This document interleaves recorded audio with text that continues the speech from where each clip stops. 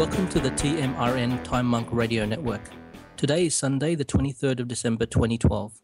The executive producer of tonight's show is Fox, and backup recording by Five Cook. I'm Jules, and tonight we'll be discussing a number of topics with Dr. Courtney Brown.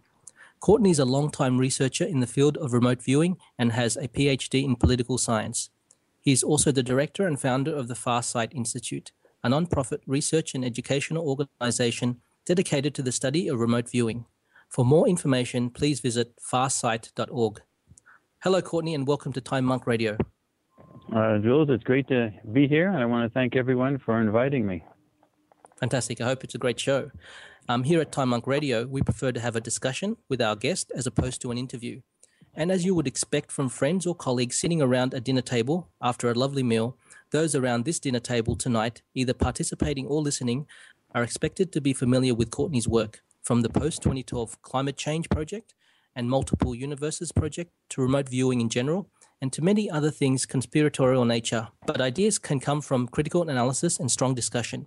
And along with myself, Jules, and roundtable participants Plain, Mash, Disaster Cat, we hope this discussion will spur ideas and thoughts in those that listen. So everyone, please sit back and relax as we have a discussion with Courtney Brown. Courtney, we just wanted to start off with the 2012 Post-Climate Change project that you had. Everybody here is quite familiar with the project. They've heard your Project Camelot discussion on it, so we're quite, we know about this project and the results. Just a quick question, though, as we start. Even Cliff Hine, Paul Laviolette are looking at your work to see how it may fit into their research and what they see manifesting around us, as we see in the world today. On your new Farsight website, you list a number of behaviours or anomalies from governments that lead credence to a disaster happening prior to June 1st, 2013. Considering that your work used the top remote viewers out there, it would seem likely that another sign to watch for would be what the remote viewers are doing before 2012 or 2013 in June. Apparently, the RV conference is not being held in 2013, which is a bit unusual. It's the first time it hasn't been held since its inception. Are you aware of this, and did you know why it might be the case?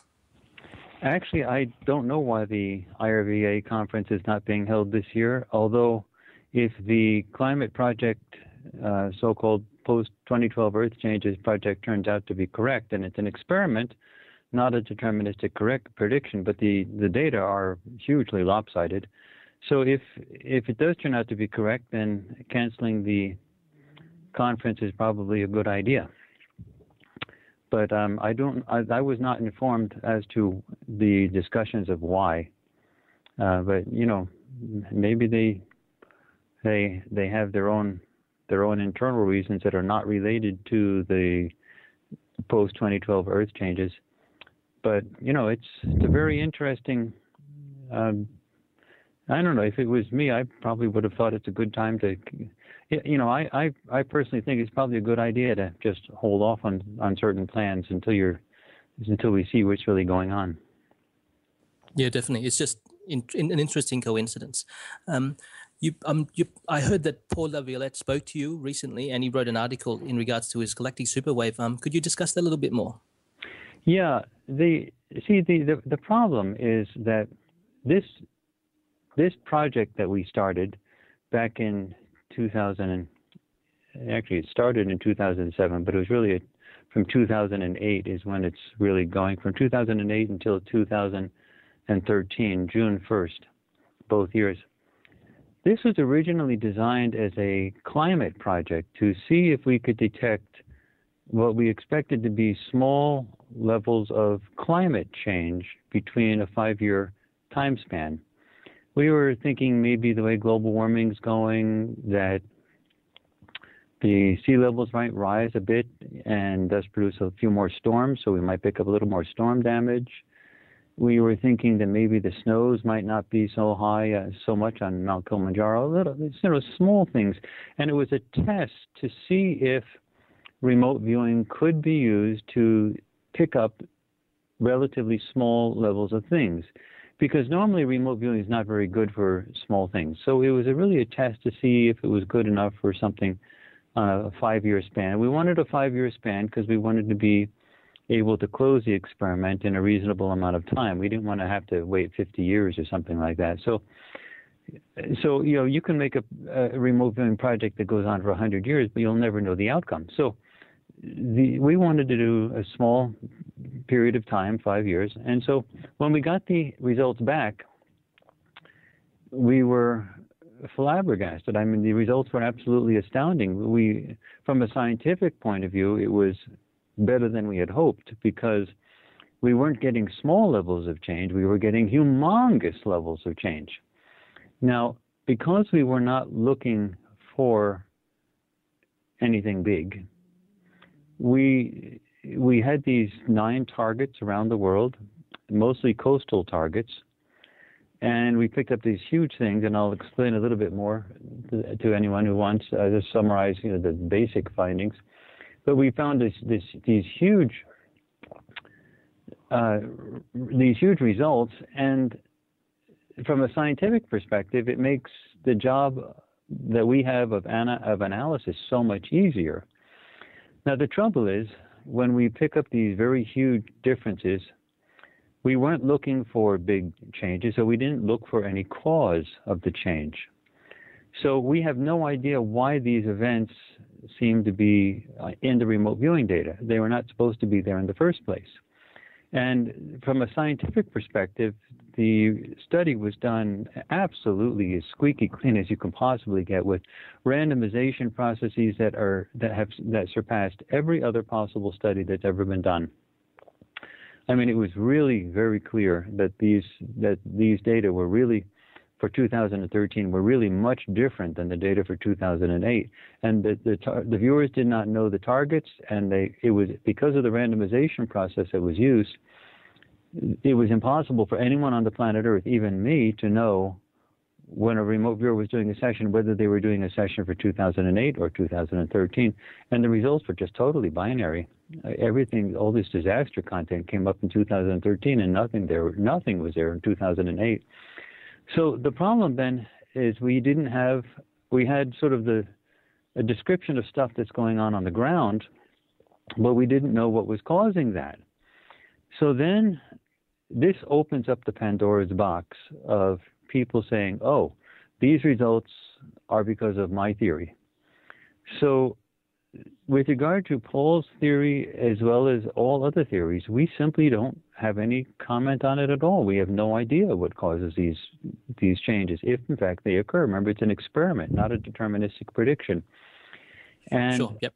And with Paul's idea of a gravity wave in the center of the galaxy, well, maybe, I don't know.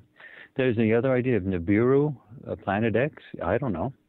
There's this other idea of a wave, or like a spoke type of a wave coming from the center of the galaxy.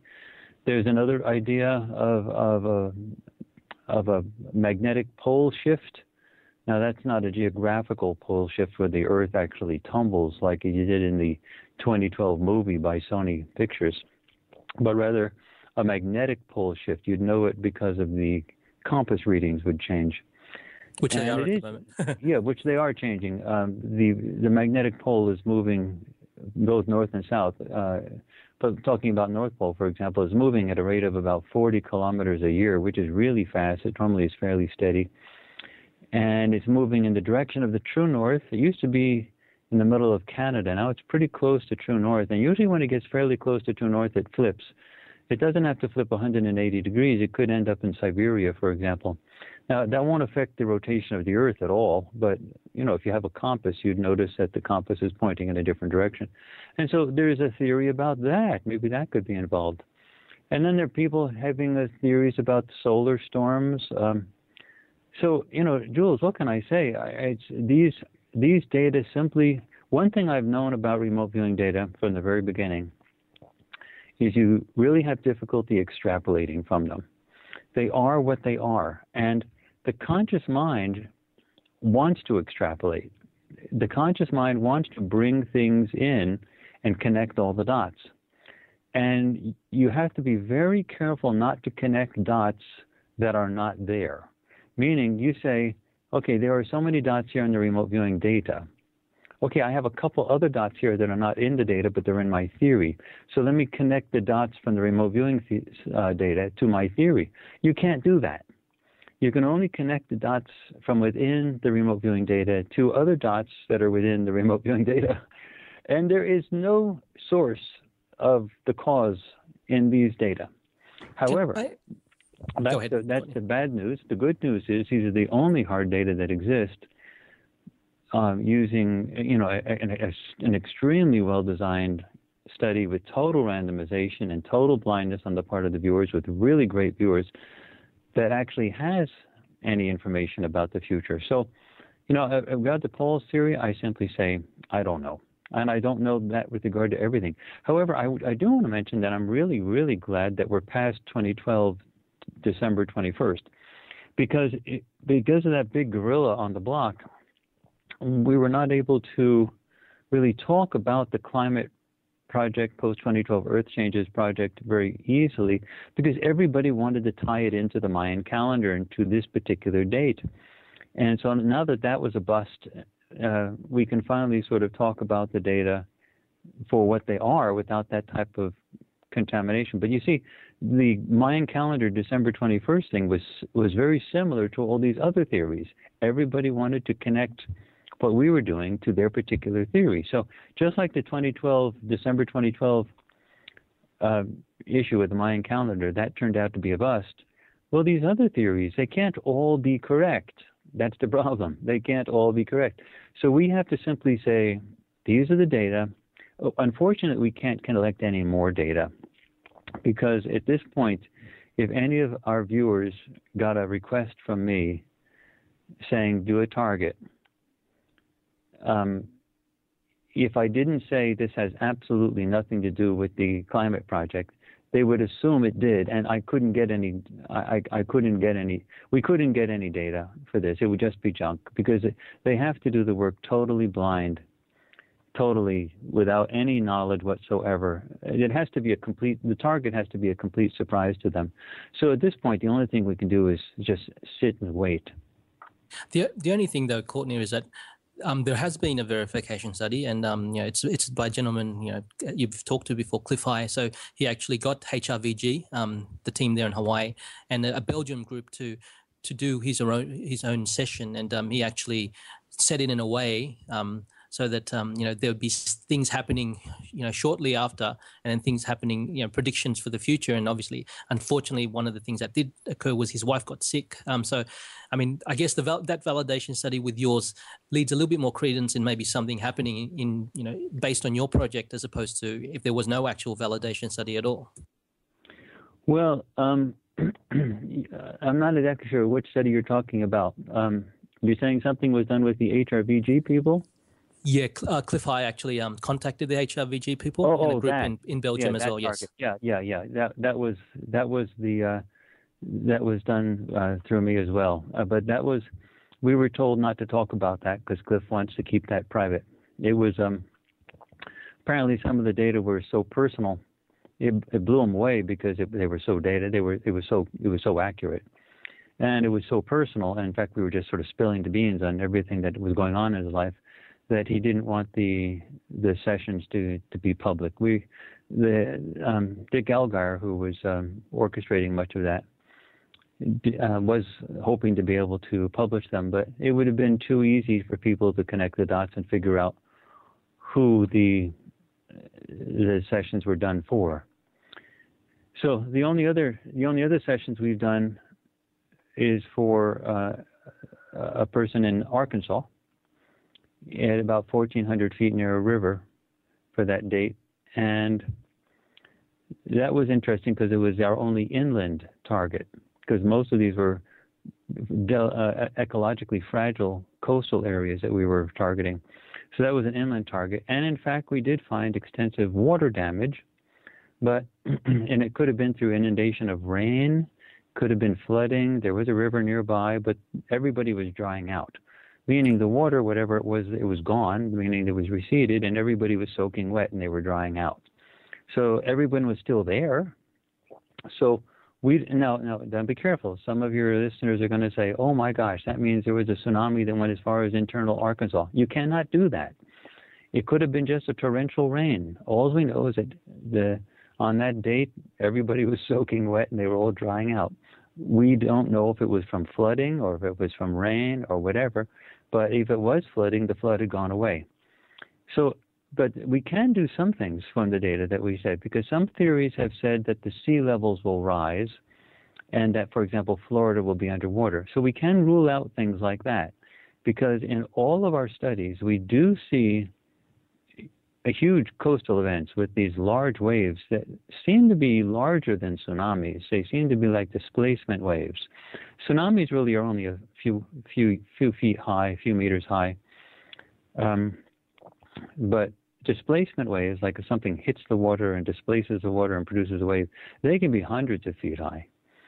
So, for example, Salt Lake, where Salt Lake City is, that was the result most probably of a very large displacement wave that simply washed in, and it might have been, a mile or two high. I mean, it was really big, but it left a lot of salt water there that's been evaporating ever since, and that's where we got Salt Lake, where Salt Lake City is. So, displacement waves, this looks more like displacement waves than tsunamis, and the waves recede. So the remote viewing data clearly shows things like displacement waves or tsunamis, one or the other, and the water goes away. Anyway, that's one thing we can say. So for those theorists who want to connect the dots and say, the sea levels are going to rise and Florida is going underwater, we can rule out from the data things like that. I mean, that may happen at a future point, but these data do not suggest that that happens by June 1st, 2013.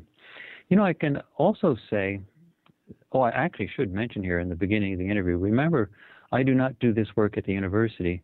At the university, I'm an applied mathematician who works in a social science program. All of this is done at the Farsight Institute, which is independent, and it's a nonprofit organization, and we work with CRV people and HRVG people and other people. I'm usually the chief investigator, but I normally do not do the remote viewing for these projects. Courtney, I think the most important thing that we should be having on our plate right now is that all other methods of prediction for the future have not worked. Physicists have never figured out a way to predict the future, despite all of their machines. If you look at channelers, I actually like a couple channelers really, really a lot. I like Bashar, who's channeled by Daryl Anka. I find him to be very informative. Both Sasha and Germain that are channeled by Lisa Royale, I find to be very informative. But in general, of the billions thousands, tens of thousands of channelers that are out there, they're really hopeless with respect to making testable predictions for the future. They're so vague and foggy and fuzzy that there's nothing you can test. So really, that doesn't work. The Mayan calendar, that was what some people were looking for to predict the future. Oh, that was a bust. That didn't work. If you look at statistical models really are very terrible at predicting the future, except in the very short term when nothing unusual happens. For example, the models completely missed the collapse of the American economy just a little while ago. I mean, so, these things just, we don't really have a good way to do it. Now, if you look at the Bible, well, you can read anything you want into the book of Revelations. And if you look at Nostradamus, those quatrains can be twisted and turned to produce any prediction you want to make. So the point is, we have no way of making predictions into the future. We're going blind. Science doesn't have a good way to do it, and New Age stuff doesn't have a new way to do it. So what we're doing with this climate post-2012 Earth Changes project, it's actually turned out to be one of the most important scientific projects that's ever been done, because the results are so clear and the Earth changes that are perceived are so dramatic that it will be unambiguous as to whether we were correct. And this is actually the first time we actually have a way to test, to see if we actually have figured out a way to use remote viewing to test, to see into the future, to see what's coming towards us. Now, the basic theory behind this experiment that we're involved in is that we live in a realm in which there is a multiplicity of universes. This goes back to the physics theories of Hugh Everett, and that was published in his dissertation in 1957, widely scoffed at in his day, but is now the rage among young physicists. This idea of multiple universes or multiple worlds, alternate versions of us, simultaneously coexisting. And so we did a year-long test, actually, just specifically using remote viewing to test for multiple universes. And the data, we had a theory, we had a prediction, and we had a result. And the data were very affirmative. And those data were published in a leading peer-reviewed scientific journal, the Journal for Scientific Exploration. And copies of that article can be found on our website, right on the homepage, www.farsight.org.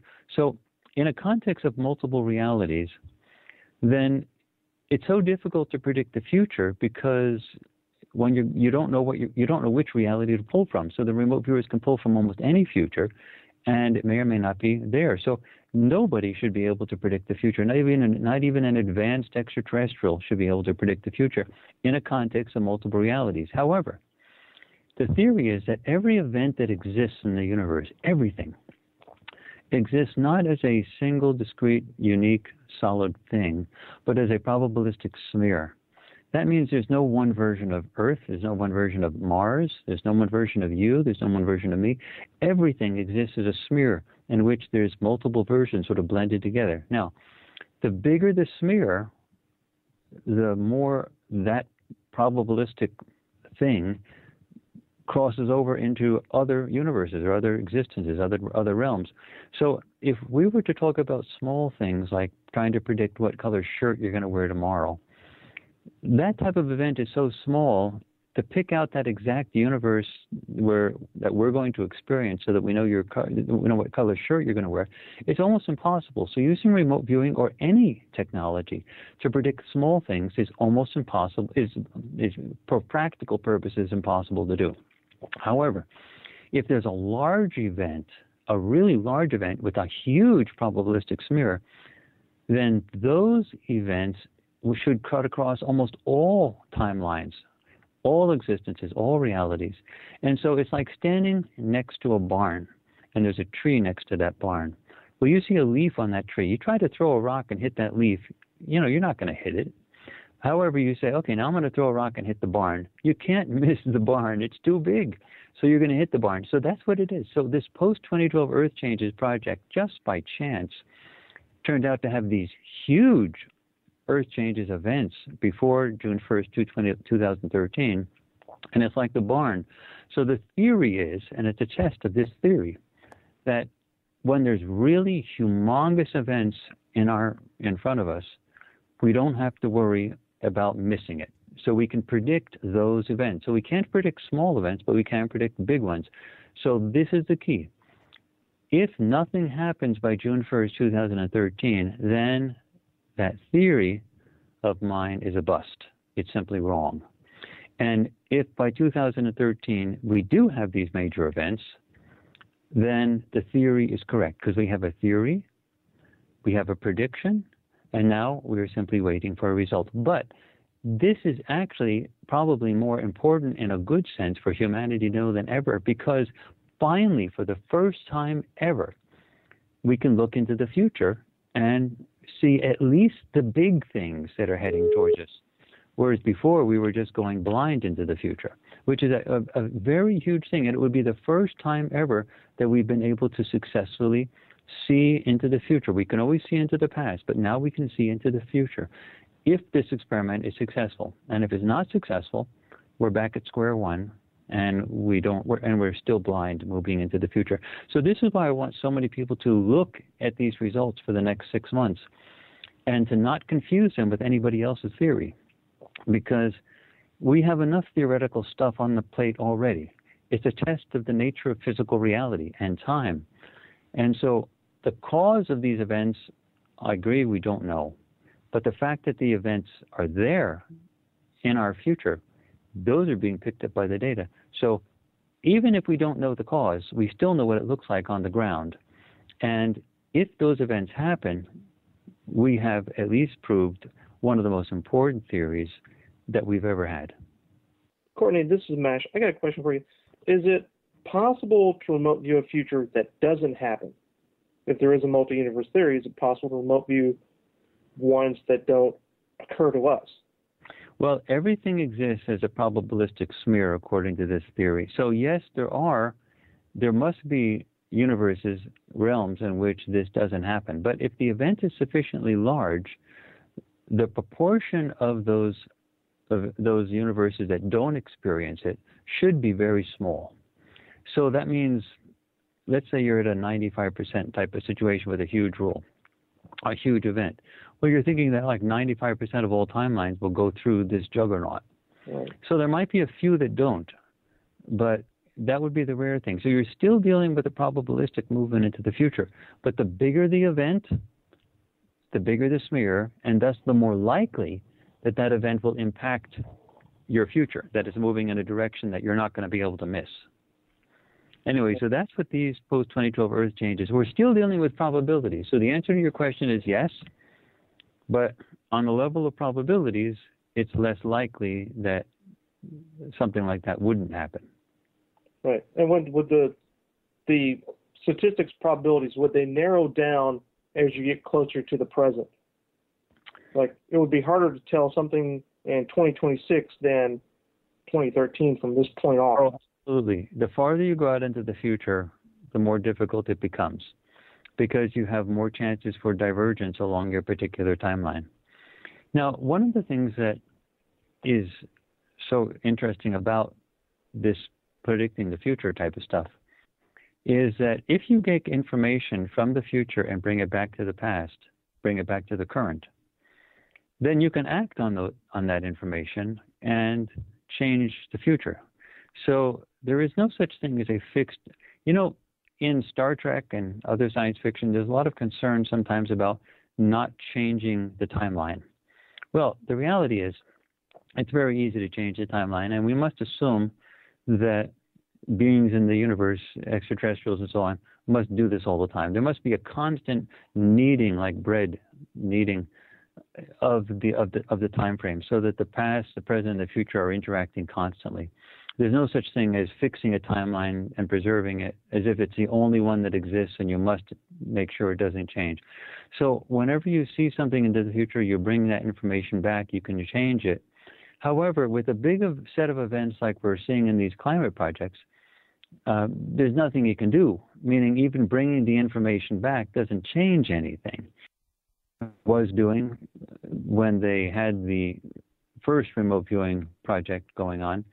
And I'm among the group of people who firmly believe, without any shadow of a doubt, that after they closed the original remote viewing projects down in November of 1995, they started up another one.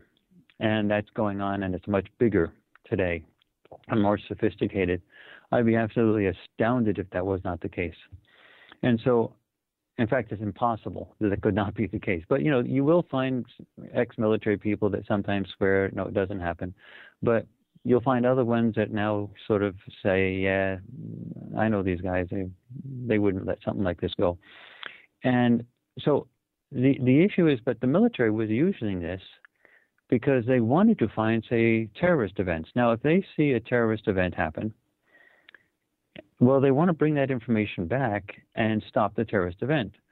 Now, in a situation of multiple timelines, you can then say, well, they saw the bomb go off. So if they now arrest the people and stop the bomb from going off, what did they see?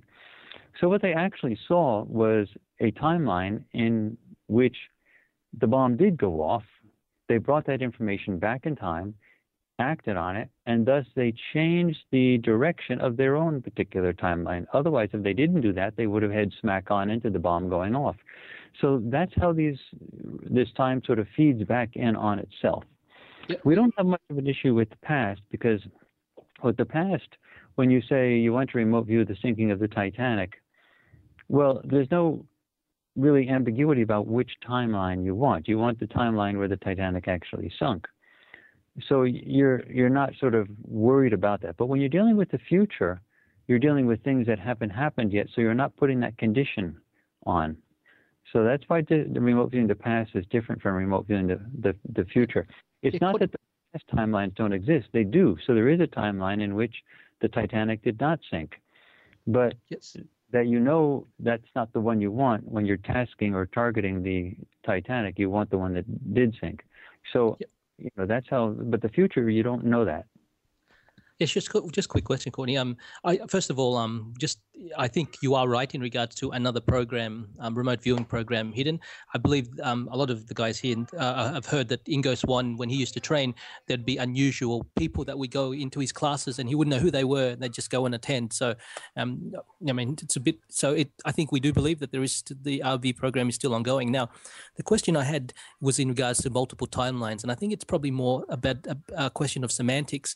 When you say timelines, are you talking about physical multiple universes already existing, or probability in terms of probable universes that don't exist yet but can pop into existence based on decisions? You know, that's a really interesting question that actually has plagued physicists from the very beginning. And what we're talking about is real physical timelines, and we sometimes call these timelines universes. We call them other worlds. So we use different terminology, but we're talking about the same thing. And the idea is that there's other versions of us that are as real as you and I right now. They're not any different whatsoever. Now, in the realm of quantum mechanics, this has been a real problem because for, you know, close to 100 years, they've been looking at this type of a situation, and they have been worried that these, you know, quantum mechanical phenomena exist in a probabilistic state until they're observed or registered in some way, as John Wheeler would have said.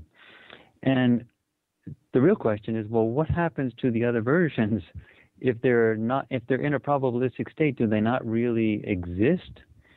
And it was Hugh Everett that said, you know, it's the height of arrogance to assume that they don't exist. And the Copenhagen interpretation of quantum mechanics did away with the problem. This was Werner Heisenberg and Niels Bohr who really emphasized this way of thinking, did away with the problem by saying that the other possibilities simply go away when you look at one, when you make an observation, and you get what they call the collapse of the wave function. So all the other probabilities, all the other probable existences disappear, and you only have one. So there's only one reality. But it was Hugh Everett that said, this is ridiculous. You can't make that assumption. You can't make assumptions that that stuff actually goes away, when in fact the empirical evidence seems to suggest that those other things are real and that they exist, because the interpretation of the so-called two-slit experiment from Hugh Everett's point of view is that the evidence clearly shows that the particle that we end up observing was interacting in a real physical way with other versions of itself. Sorry to interrupt, Courtney, but this is what I don't get. There's obviously what's called the conservation of energy. So I don't get where you've got a timeline. Another timeline can pop up. Does the energy get halved or new energy get created to create that timeline? So that's why I was thinking more probabilities. There's a probability that can occur based on decisions, and that can pop up, and there's energy for it. But there's only really one reality, but multiple probabilities, because the conservation of energy doesn't match. Yeah, you're confusing the idea, but it's okay to confuse it, because physicists have been confused by it for a long while as well, that these other universes, other realms will require energy for their creation. And then the question is, where does the energy come from? Well, the answer is they don't require any more energy for their creation because they already exist. The issue is that when you have waves that exist in the universe, they exist all throughout time and space, and they extend throughout all of the universe. And so what happens is these waves interact among themselves, and the waves that are sort of similar to each other, very close in frequency, they combine in a ways that's very interesting, using principles of destructive and constructive interference to produce blips or bulges in the fabric of space-time. And so you can look at it like a snake that's eaten a rat. So a snake that's eaten a rat has a bulge in it, and that bulge is like a wave packet, or where a particle is in the fabric of reality, and the fabric of reality is analogous to the length of the snake. Well, the reality is that those waves exist in all of their manifestations. And the Copenhagen interpretation said that only one reality pops out of that. So when you open your eyes and look at something, you get a registration of one photon or one electron or one thing. And the other ones don't happen. But the real problem is that the physicists that were doing that are assuming that our physical reality in the macro world is real, is solid.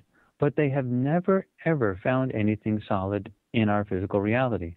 Meaning they've never found any solid anything. You can say your computer looks solid, but when you burrow into your computer, you get particles, subatomic particles, and you burrow into those, all you get is waves. There has never been a solid billiard ball type of anything that has ever been discovered. All you get is frequencies and states of interaction. And so the physicists really were trying to hold on to the illusion of solidness and to make the theories of quantum mechanics sort of fit with that, and they simply didn't. So what they decided to do is to have an imaginary line that they call the line of decoherence that separates the quantum realm from the macro realm. So the macro realm, which is where you and I are, says things are solid and mass exists and energy is separate, is different from mass, but they can be related with E equals mc squared, but they're still real. Houses are real. And you can't have alternate realities because that would take energy in order to create those alternate realities. And then when you get to the quantum world, there's this line that separates it and say, okay, now for the quantum world, a whole bunch of new theories, a whole bunch of new things work on that realm, and those things don't work on the macro realm. So they have one set of rules, laws that govern the quantum realm, and other rules and laws that govern the macro realm. But that's totally unsupportable. How can you say that the macro realm is different from the quantum realm when we are made up of quantum stuff? Meaning there's nothing unquantum about any of us. And so it's really an intellectual problem that's really focused on a psychological need to hold on to the illusion of macro physical reality. One graduate student in physics was actually walking along the hallway with his mentor. Actually, there were two students with the mentor, and they were looking at the mentor. This happened many years ago, and they looked at the mentor and said, how do we really know that this macro reality exists? I mean, really, the quantum stuff is telling us it's not real. And then the professor actually stubbed his toe against something like a rock or something. And he said, because that hurt. I know it's real because I feel it. It hurt. The macro realm hurts. It's there. But, that is really a stupid argument. You can't just say because you see something that you can assume that that's all that exists. There's lots of things that we don't see that exist anyway. And in the old days, we didn't see radio waves, but now we know that they exist.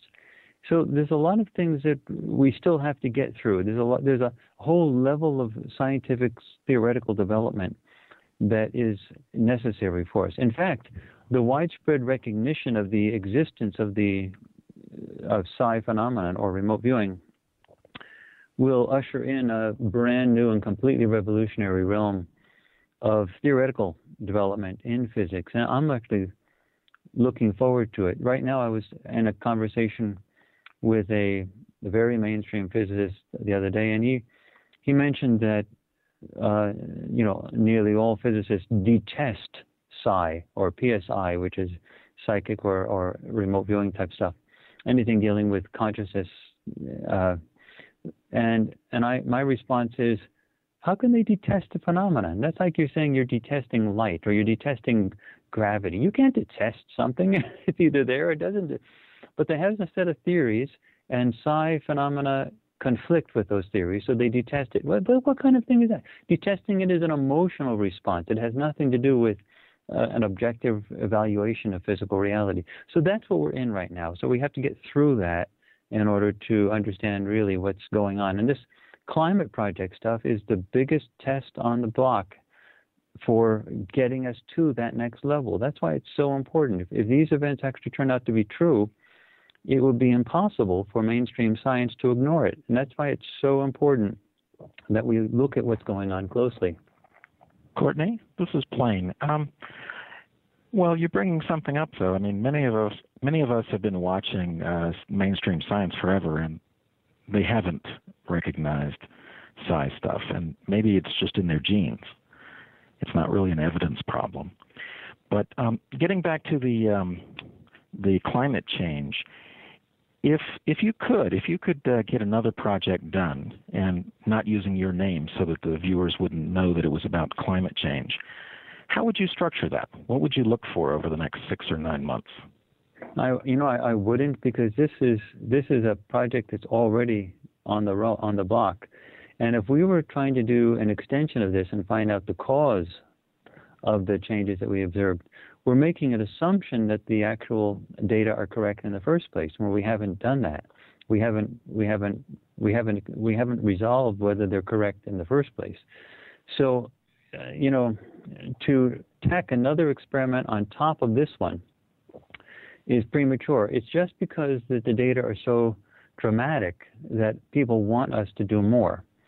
But the reality is, if this climate project is correct, then the sort of signs on the ground that the government and many members of the mainstream scientific community, influential ones, know something's happening, because they're doing funny things.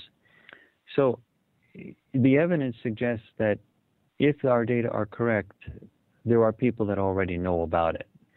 And if that's true, then the answer is not to get more remote viewing information from us, because we've already given enough.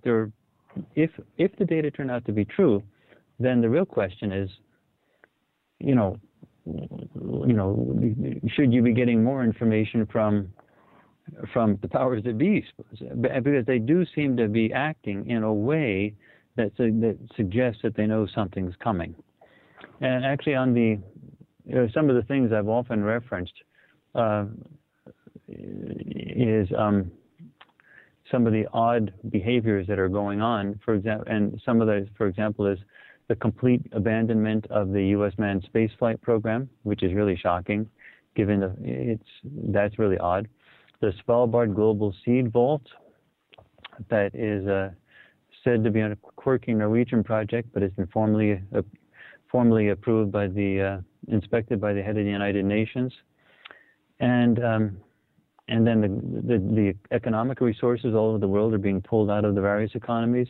There's digging all over the place, and U.S., China, and Russia are huge in terms of stuff, and there's stuff that NASA is saying is coming our way. So, there's lack of investment in the electric grid. I don't know why they're not investing in the electrical grid, as if they don't think it's going to be up for much longer. And there's they're not investing in nuclear power plants, where you would think that they would invest them to stop them from decaying.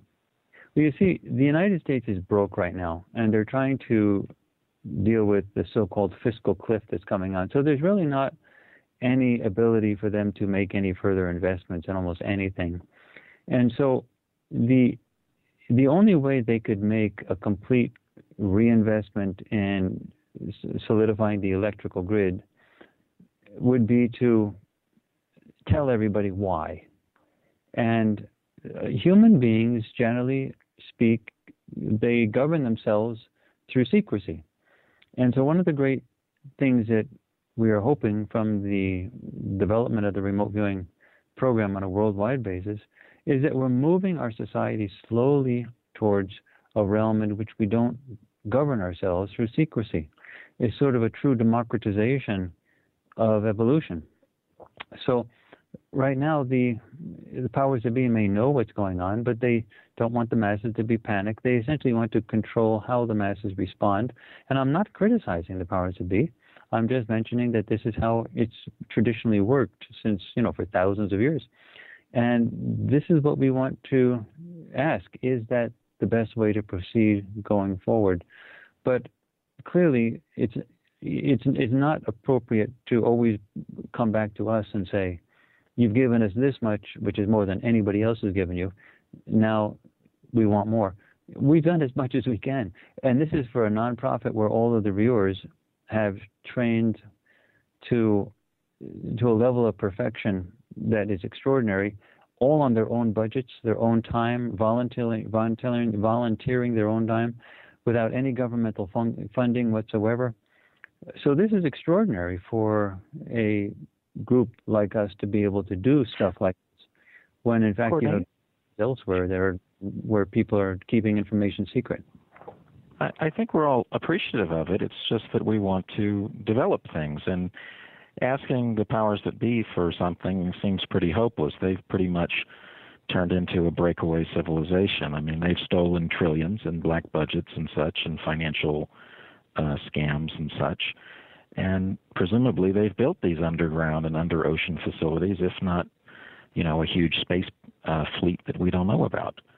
So what we're kind of looking for is something that at a lower level we can do, other than just, imploring them for help. Yeah, well, that's one of the reasons the next 6 months is so important. Simply watching what happens with this experiment will tell us the answer to that, whether there is something we can do. Now, look, if the next 6 months produce a bust, meaning nothing happens that's been described in these data, then we're back to square one, and we can ask the question all over again, but we have we're grasping at straws at this point. We have no idea what to really do. But if the results are positive and these events actually do happen, then I can very clearly tell you what to do. And one of the things we need to do is expand the capabilities worldwide of doing remote viewing. So one of the things that we're doing now is we have a new project, for example, that will be going up on our website, www.farsight.org, in the next few days. That will be really incredibly shocking, but it's really well done. And a DVD is going to be following it in February, but the data and the general explanations will be coming up in a few days. And that is that there was a large and highly technologically advanced civilization on Earth before us, and they destroyed themselves, meaning when we look at all of our technological prowess, you should never be so impressed. We've been there already. We've already done that. And in fact, we blew ourselves up. We completely destroyed our civilization through our own science gone bad. We are, in fact, the descendants of the survivors of that earlier civilization. Now, this is actually known by authorities and heavily suppressed, in large part because they don't want a mass reaction that says, oh my gosh, look what we did last time because you guys screwed up. We don't want you to do it again. So they don't want the people to sort of get involved in correcting. But the reality is we did this before. In fact, much of this is not even challenged. For example, it's well known among geneticists that an event happened 70,000 years ago that killed off all human beings on the planet except for 2,000 surviving breeding pairs. That means we are all related to the same 2,000 people that survived some cataclysmic event 70,000 years ago, which is really just yesterday if you think about it. Well, now we know, and we have very good photographic imagery for the ruins and really great remote viewing data that completely describe what happened to them. We know where they were, what they were doing. We see the ruins, and the artifacts are still there to this day. And we're not talking about ancient Mayan ruins of people that were running around, with loincloths. We're talking about highly advanced technological civilization that was actually a little more advanced than we are today. Courtney, this is Disaster Cat. I'm sorry to interrupt, but this had actually been my major question, was if you had done any work on this civilization.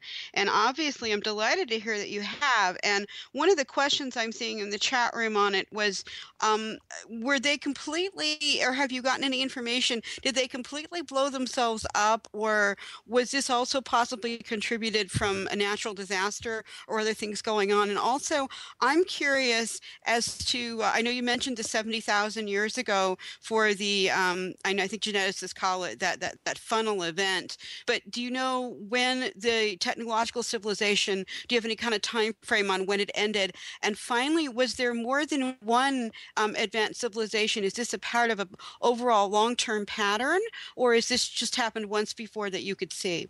Actually, this is a really good question, but the answer is similar to what I started off with. We only know what we actually know, meaning we're not able to connect the dots outside of what we know.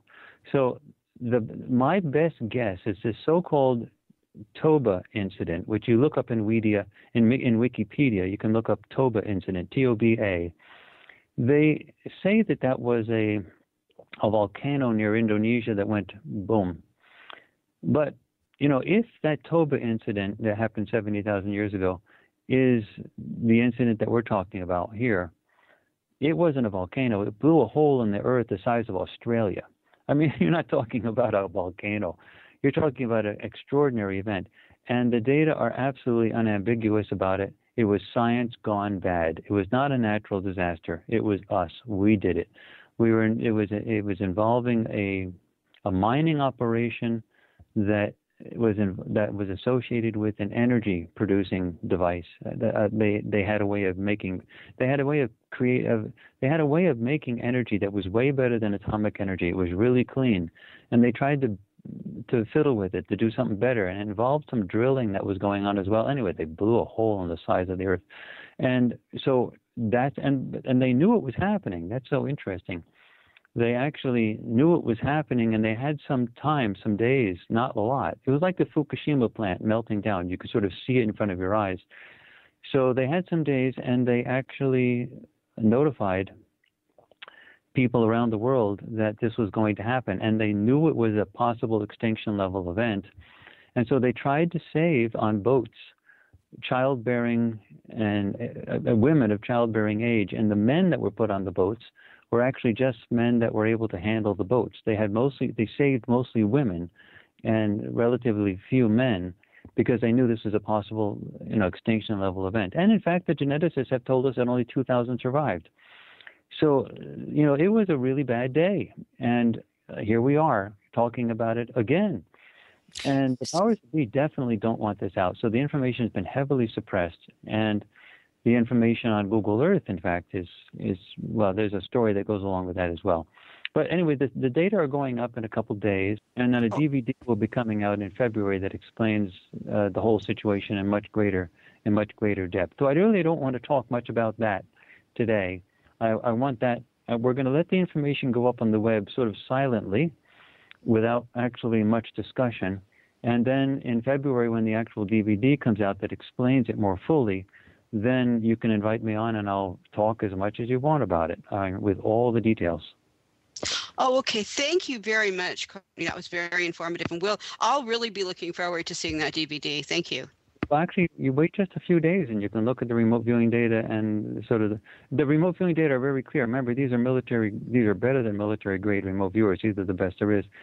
So you can actually look at the sessions and see it. These aren't like vague and foggy, fuzzy lines that you have to interpret. This is like really clear stuff. And that's really good for me, because I really enjoyed listening to a lot of your interviews, but sometimes I get lost in some of the statistical analysis and the science, so I just don't have that much of the background. We're not putting up any statistical stuff this time. We're just putting up the sessions and some interpretations of the sessions so people know what to look for, and an explanation of the actual problem, so we can actually see, so they can see what we were investigating, the photographic imagery that we were investigating. And it's a really clear, to me at least, it's very clear. Anyway, we're just talking about a few days from now of putting it up. The only debate we're having right now is what to actually call it. Some of us want to call it in the nav bar the word Atlantis, because the word Atlantis sort of signifies a high technology civilization that's also a lost civilization. And if we just call it a lost civilization, there's lots of lost civilizations, but they weren't high technology. They didn't destroy themselves. So, but the issue is, if you put Atlantis there, you're sort of associating it with the mythology of Atlantis.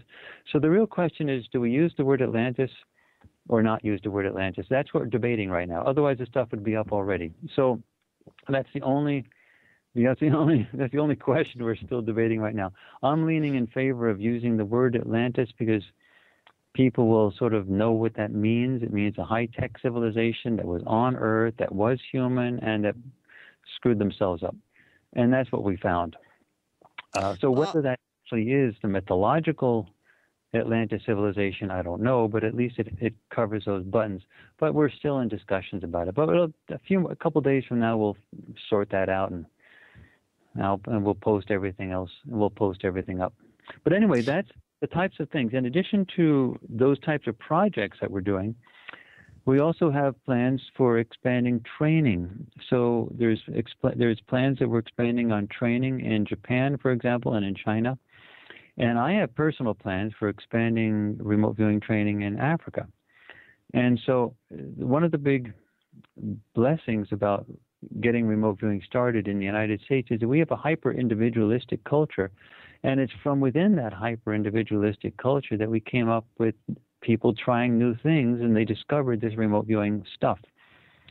The problem, however, with the hyper-individualistic culture is it's very hard to get organizations to operate with people that work for free, volunteer budgets, to do things of any significance in a situation like this. So the United States hyper-individualistic culture was great for the birth of the new technology. It's not very good for the development of the institutions that change the planet, because there's needing thousands of remote viewers, not just 20. And so we really have to get out of the country to places like Asia and Africa, where we have more of a collectivist orientation, where people are willing to work with us for longer periods of time. And so that's really the big juggernaut that we're facing right now. And we also have an issue of funding. We don't have adequate funding. We have a couple $1,000s in the bank right now, and we live totally on contributions, and none of the viewers get paid. So if any of your people out there listening want to throw some money in our direction, believe me, we're a nonprofit, 501c3, IRS-approved organization. It would be vastly appreciated. And if you want to contribute in a small way, but in a very important way, you could buy the DVD we have, which is called the Farsight Experiments, Volume 1, which sort of summarizes all of our major projects. So that helps fund us as well to expand training and get the stuff going. Remember, we don't get any governmental funding. So if you want more out of us, it's good to help us. And that's at farsight.org, farsight.org, right? I'm sorry, say that again? And that's at donations and buying your materials at farsight.org? I'm not quite getting it, Jules. There's a what? Sorry, the donations and the material to purchase your work and the work for the nonprofit organization is farsight.org. Yes. The website, it's the Farsight Institute, and the website is www.farsight.org. And there's a place on the left, right below the nav bar, where it says, please consider donating to the Farsight Institute.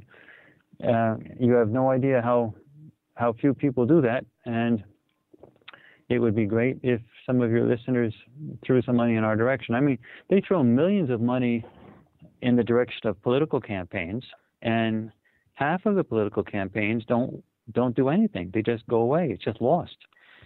And the current presidential campaign, there was approximately $1 billion spent by President Obama's side, a little less than that spent by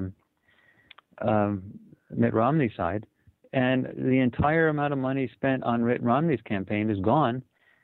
And here we are working on a couple $100. So all the money from Mitt Romney's campaign is simply lost and wasted. And here we are, trying to figure out how to pay our power bill. So, and how to buy paper for the printer. So anyway, this is the type of thing we want to do. We want to be able to think about how to move forward.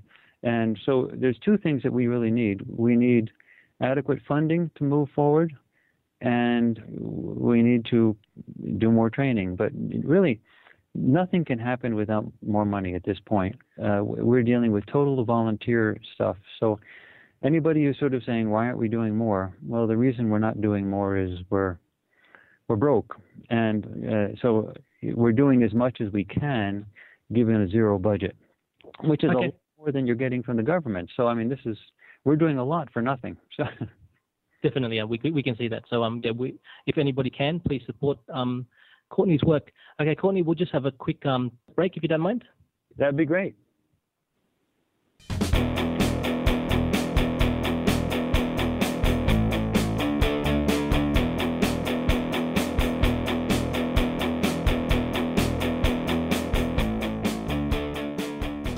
Okay, we're talking with Courtney Brown from farsight.org. And Plain, you have a question for Courtney? Yes, Courtney. Many people are a little skeptical of esoteric targets and kind of far out things in general. And I was wondering if you have any thoughts or suggestions on how to make that, I guess you would say, more real. Are there ways of tying things in that make things more real? Any thoughts on this? Perfect. This is a really good question, because I really firmly believe that people should be skeptical.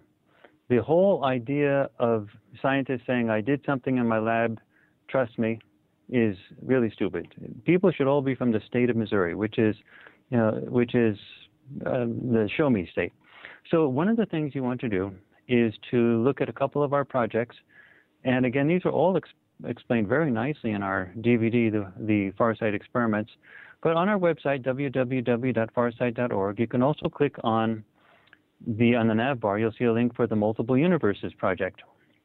And that's a project that we did that took a whole year with all verifiable targets. And the results of that project were published in a leading scientific peer-reviewed journal.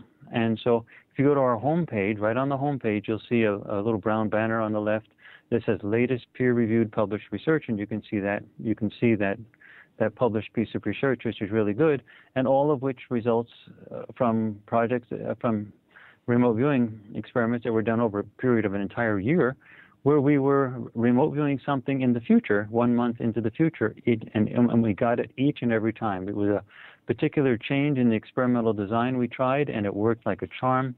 We were able to remote view accurately 1 month into the future, something that we had never been able to do before. But based on this experimental design change, it worked like a charm. So that was really an extremely valuable thing. Okay, now let's think of another thing. There is also on our nav bar at www.farsight.org, you'll see something called a base on Mars. So with the Multiple Universes project, all those targets were really normal type of things, such as the lighting of the cauldron at the 2010 Olympic Games, the Edinburgh military tattoo, it's a musical thing in Scotland, the launch of the Kepler mission, a tornado in Mena, Arkansas. These are normal type of targets that were described by remote viewers under totally blind conditions. And those are, and again, that research was published in a leading scientific peer-reviewed journal.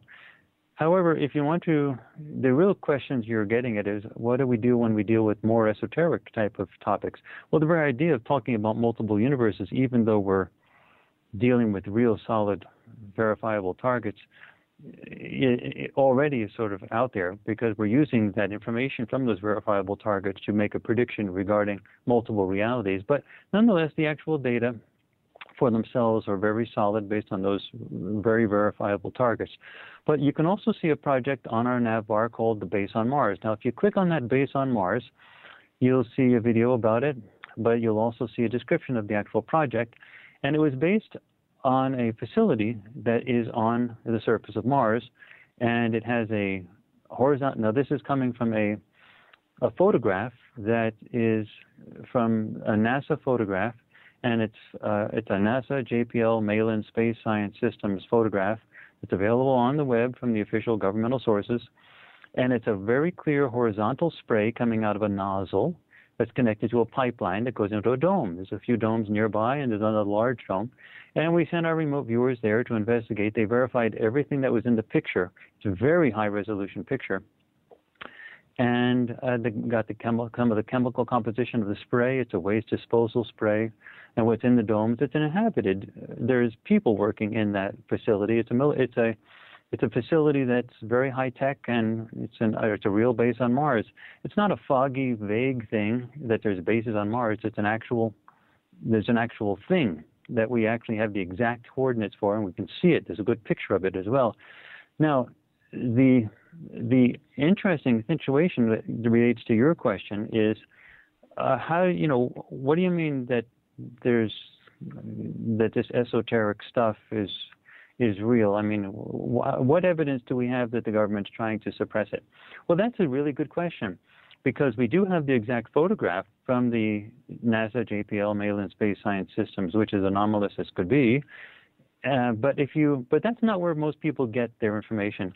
Digging up an obscure photograph from a NASA JPL Mail-in Space Science Systems set of websites is one thing.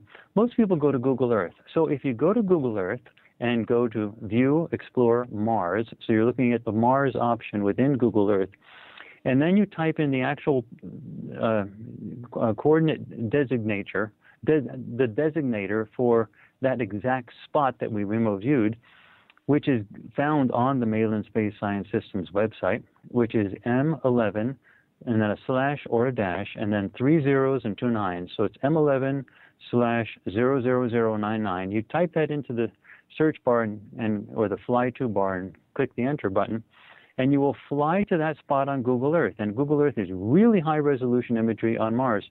And what you'll see is that exact spot has been censored, meaning the government blocked it out. And it's not a vague or foggy thing. They're not even trying to hide that they censored it. They just put a large rectangle over it, which is all blocked out, so you can't see it. And it's the exact spot that we remote viewed. Now, people then say, "Oh, that's just a glitch. It's a glitch. I mean, the cameras weren't working right." And then I have to say, how stupid can you get? How can it be that the cameras are not working right? We have the original photo right in front of us from the Mail-in Space Science Systems website. That's the data that they were using to create Google Earth. You can't say it was a glitch. We're looking at the actual photo from NASA JPL Mail-in Space Science Systems. It's just censored on Google Earth. And it's absolutely unambiguous. It's really clear. In fact, a friend of mine showed it to a military analyst guy and said, "What is this?" And he said, "Oh, that's obviously it's censoring of a military base, probably in Afghanistan or Iraq. There's no question about it. That's classic military censoring." And then he said, "Where is it? Iraq or Afghanistan?" And my friend said, "Actually, it's on Mars." And the guy almost dropped dead. So you see, the point is, if you're going to be resistant to this type of stuff, there's almost nothing you can do. But the evidence is so overwhelming right in your face. And so if you want to look... Courtney, I'm on your side on this, but I think there are a whole bunch of issues here, like Ingo Swann and Joe McMoneagle have pointed out things like, let's say your target is a UFO with aliens in it. Well, perhaps they have dramatically better psychic abilities than we do, and they could distract us. I think McMoneagle gave the example of the equivalent of a rattle for babies, right? When we would be drawn to that, and we wouldn't be able to coherently see inside the UFO. And then there's Ingo Swann's famous case of, in his book Penetration, of aliens on the dark side of the moon with tremendous psychic abilities. So when you start getting into esoteric topics, you start running into the immediate possibility that they might not only be more technologically advanced than us, they might be more psychically advanced. And, well, actually, to probably take the word might out and put in they're absolutely more advanced in that regard. Oh, that's a reasonable bet. Go ahead. Go ahead. But how would that impact the question of well, it's the limitations on dealing with esoteric targets in general. So there's the stuff that would deal with, let's say, aliens or something. But let's take, for example, this advanced civilization that you're about to come out with, the project for that. That's the so-called Atlantis project, which we haven't formally labeled that yet. Well, you're probably well aware that in different legends and discussions around the whole planet, there's the idea that not only were we more technologically advanced in the civilization that came tumbling down, but we were also more spiritually or psychically advanced. And so... I've heard the whole story about Atlantis, and I know the whole issue about and even our remote viewers picked up the idea that they were much more psychically advanced. Even in the data, they actually picked that up under totally blind conditions. It was sort of a surprise, but a lot of the stuff of the Atlantis mythology came through with these remote viewing data. However, we don't know the full story, and this project that we're going to be putting up in just a couple days, 2 or 3 days, that project was designed just to find out what these anomalous things were that we were looking at the bottom of the ocean on Google Earth. We were basically saying what they look like civilization type things. What are they?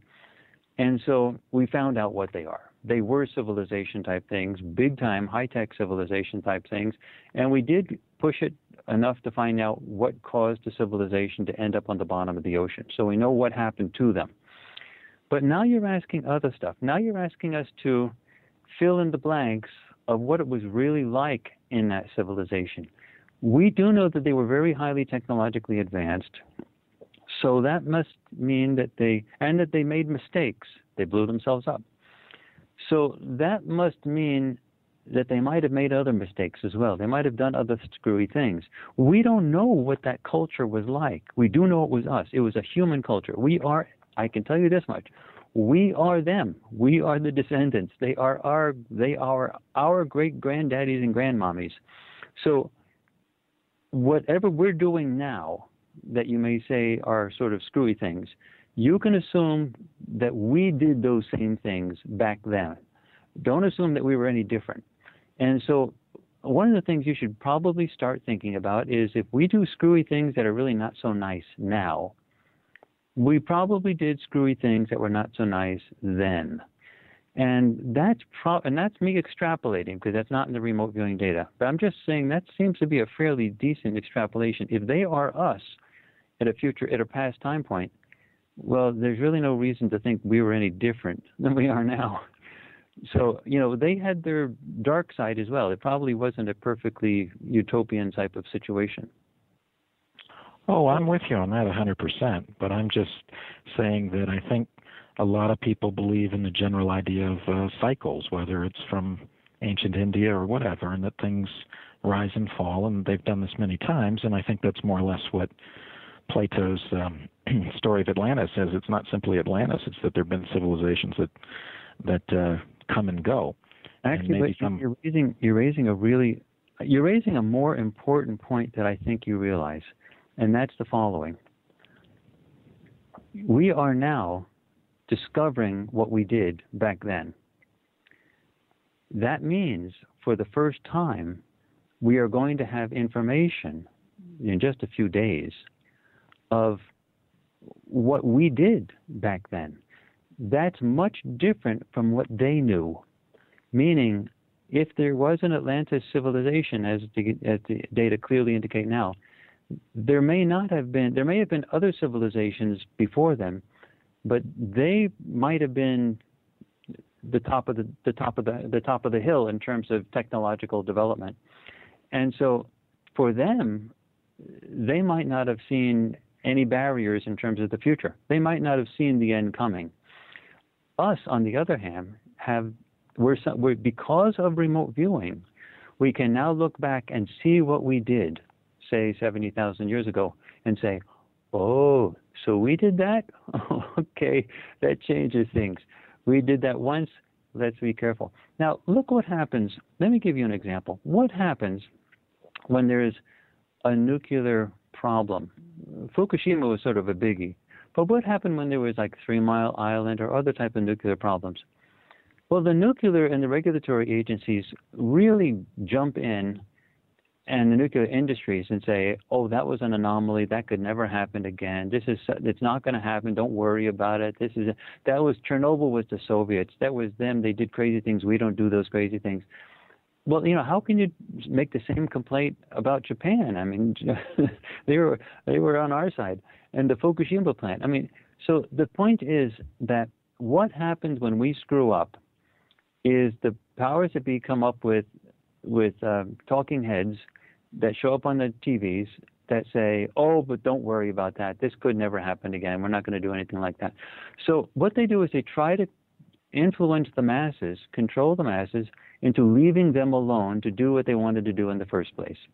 And so now we're in a situation where remote viewing can be used to look back in time and say, look, guys, we have really good photographic evidence that this civilization existed. If you give us a little bit of money, we'll take the submarines down and dig them up, and dig up the technology and the whole thing. And we have really good remote viewing data that explain the story, and we can verify that story by digging up the remains. So the point is, the game is really sort of over. You guys screwed up big time back then, and they did it by keeping secrets. We do know that they were doing something and they were keeping it secret, and only when it went out of control and they realized they were only a few days away from Armageddon that they let everybody know what they did. And and they just had a few days to prepare, and then boom. And so really it changed. Okay, I've got one more question then. Go ahead. You're talking about the future of remote viewing. I would think there are a couple of schools of thought on that. I mean, one might be that it's too threatening to the powers that be, and they may clamp down on it, publicly disparage it, build it up inside the military-industrial complex, and then essentially try to break it apart. They could do that through public fights, create factions, all the usual COINTELPRO kind of stuff. Yeah. And this was even discussed at a speech at one of the remote viewing conferences. Yeah. That the future might not be all bright in terms of the public side of RV. Have you got any thoughts on that? Yeah, look at it this way. First of all, the existence of RV and the projects, especially that we're the only major science shop anywhere on the planet that has all these projects for people to look at. These major projects, multi-methodology, big questions. So, and we're a nonprofit, so I have all the data up for free and so on. So the information that remote viewing is real has really spread a long way. It's really out there, and it's really hard to completely contain it at this point.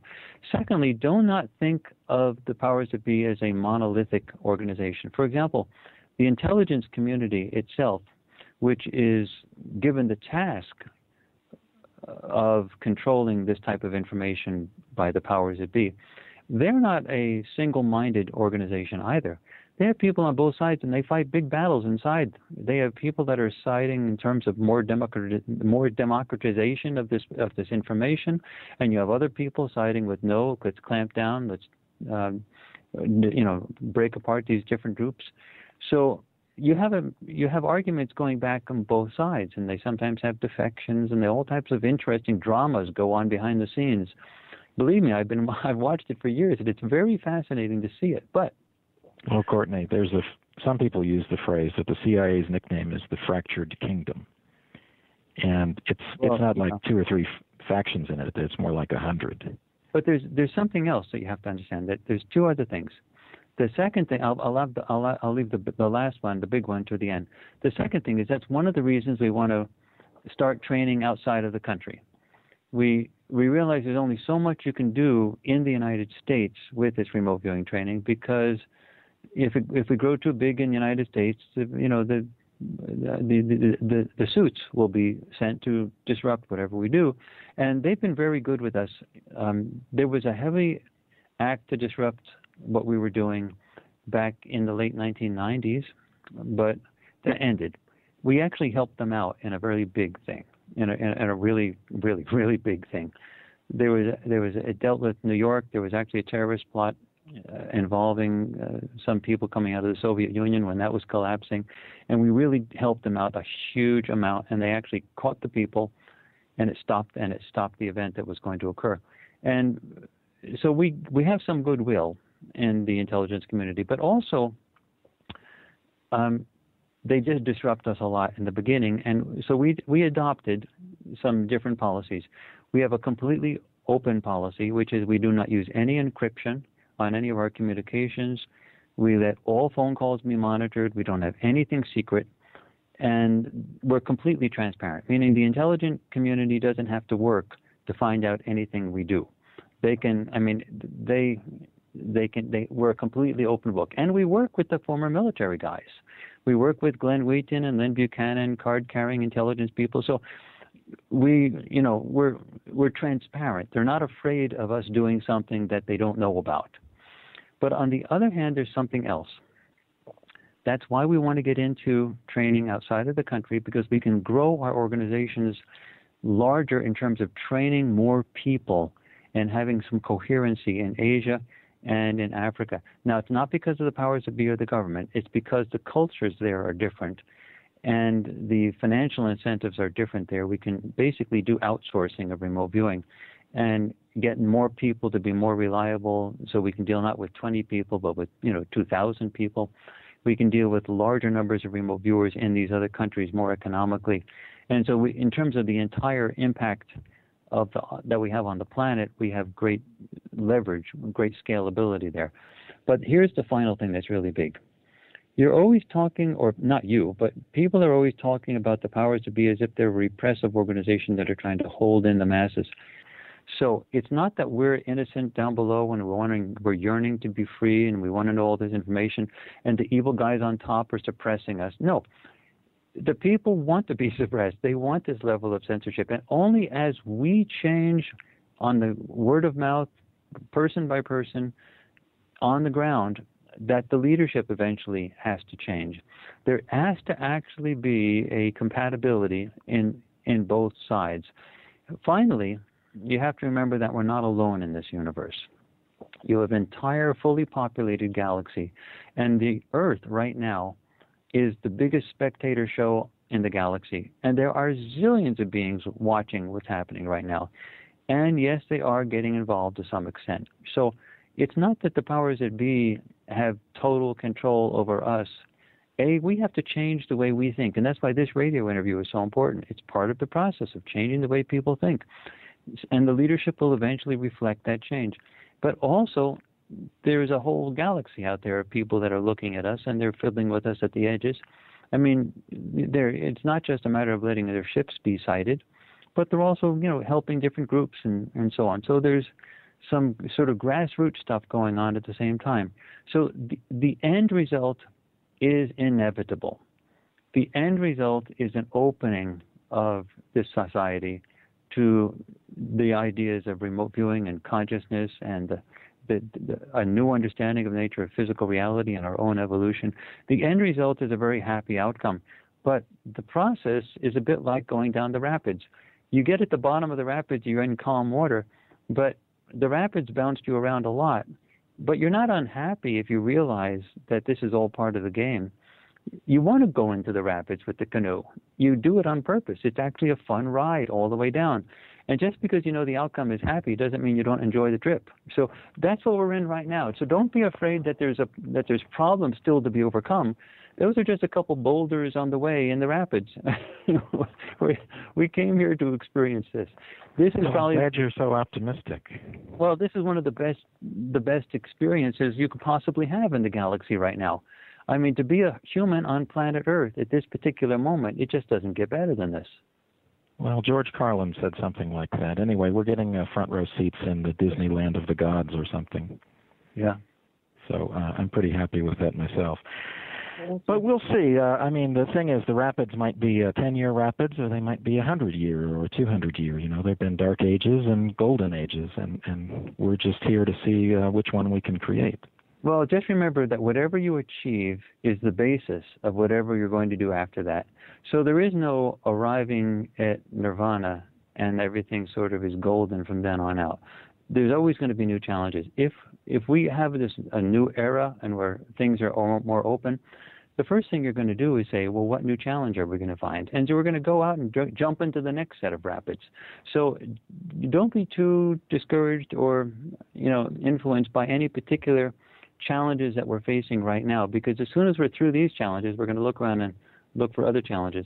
In terms of the current challenges, the best parallel that you might find is the country of Myanmar, or Burma, formerly known as Burma. And a few years back, they had a cyclone. Now, they're opening up a lot right now, but a few years back, they had a hurricane that sort of knocked the bejesus out of them. And what happened was ships from all over the planet were sent to the coast of Myanmar with relief supplies. And the military junta refused to let those supplies be unloaded because they didn't want the populace of Myanmar to be exposed to these outsiders, because then they would have lost control. Because then the populace would have said, oh, you mean the outside world is friendly and they want to help us? And then the military junta would have lost control. But nonetheless, over the years, information slowly started to seep in. and the consciousness of the whole people slowly started to change. At that time, they sent all the boats away. They'd rather have the people starve than to lose control. But as time went on, more and more information slowly got in, and the consciousness eventually, changed. And now Suu Kyi is now in the parliament, and she's released from prison, and she'll probably be elected again president of the country. And there's an opening now in Myanmar, whereas some years back you would have thought that was impossible. So our situation right now on the whole planet is a little bit like the situation of Myanmar during the time when they were, trying to keep everybody at bay and trying to keep control. So, sounds like the U.S. to me. The future is going to be bright. But that doesn't mean we won't have new challenges in the future. We'll make those challenges even if they don't hit us in the face. Courtney, quick question. Let's go back to the remote viewing technology itself. And that was the idea of, is it possible to mask or hide a target? And a lot of people, of course, are worried about, how is it possible to defend against something like remote viewing? Yes, it is. We do know. Actually, we haven't done a lot of studies recently about it, but we did some work earlier on with regard to this question. And yes, it is possible to block a target, meaning to not allow people to see a target. And we did find that there was a particular extraterrestrial group that wouldn't allow us to see them in their ships. And that was very interesting. We had some situations where we clearly knew the ships existed and we couldn't get in, and they were blocked. And we had to do a runaround until we finally could get in, but we did manage to get in. But basically, we had to actually get the assistance of another group that could get through. And we had to go through a designated consciousness of the other group who had access, and they got us in that way. And when we did get in to the blocking extraterrestrial group, they actually knew that we were there, and they were astounded. They were really surprised that we showed up. It was so funny. But so yes, it is possible to do, and there are ways to sort of get around it. But there are ways to block it. Now, are there ways for us humans to block it? I don't know of any. I don't think we got the technology to do that right now. Yes, there is technology that can do that, but I don't think we have it on the planet. So, no, I do not think our intelligence community can block anything. But yes, some very advanced, races out there do have some technology, and it is possible to get around that if you have help. But it's sort of a complicated story. But that's the answer to it. Even though we don't have the time to go into it in depth, that's the answer to it. And maybe at some point in time, someone in the future will be listening to this radio interview and say, let's bring that question up and get more information about that. Well, you talked about extraterrestrial aliens, stuff like that. What is the strangest experience you've had with remote viewing, or the weirdest thing you've run across, per se? Well, with remote viewing, it's a nonstop adventure. Now, you're talking of two things now.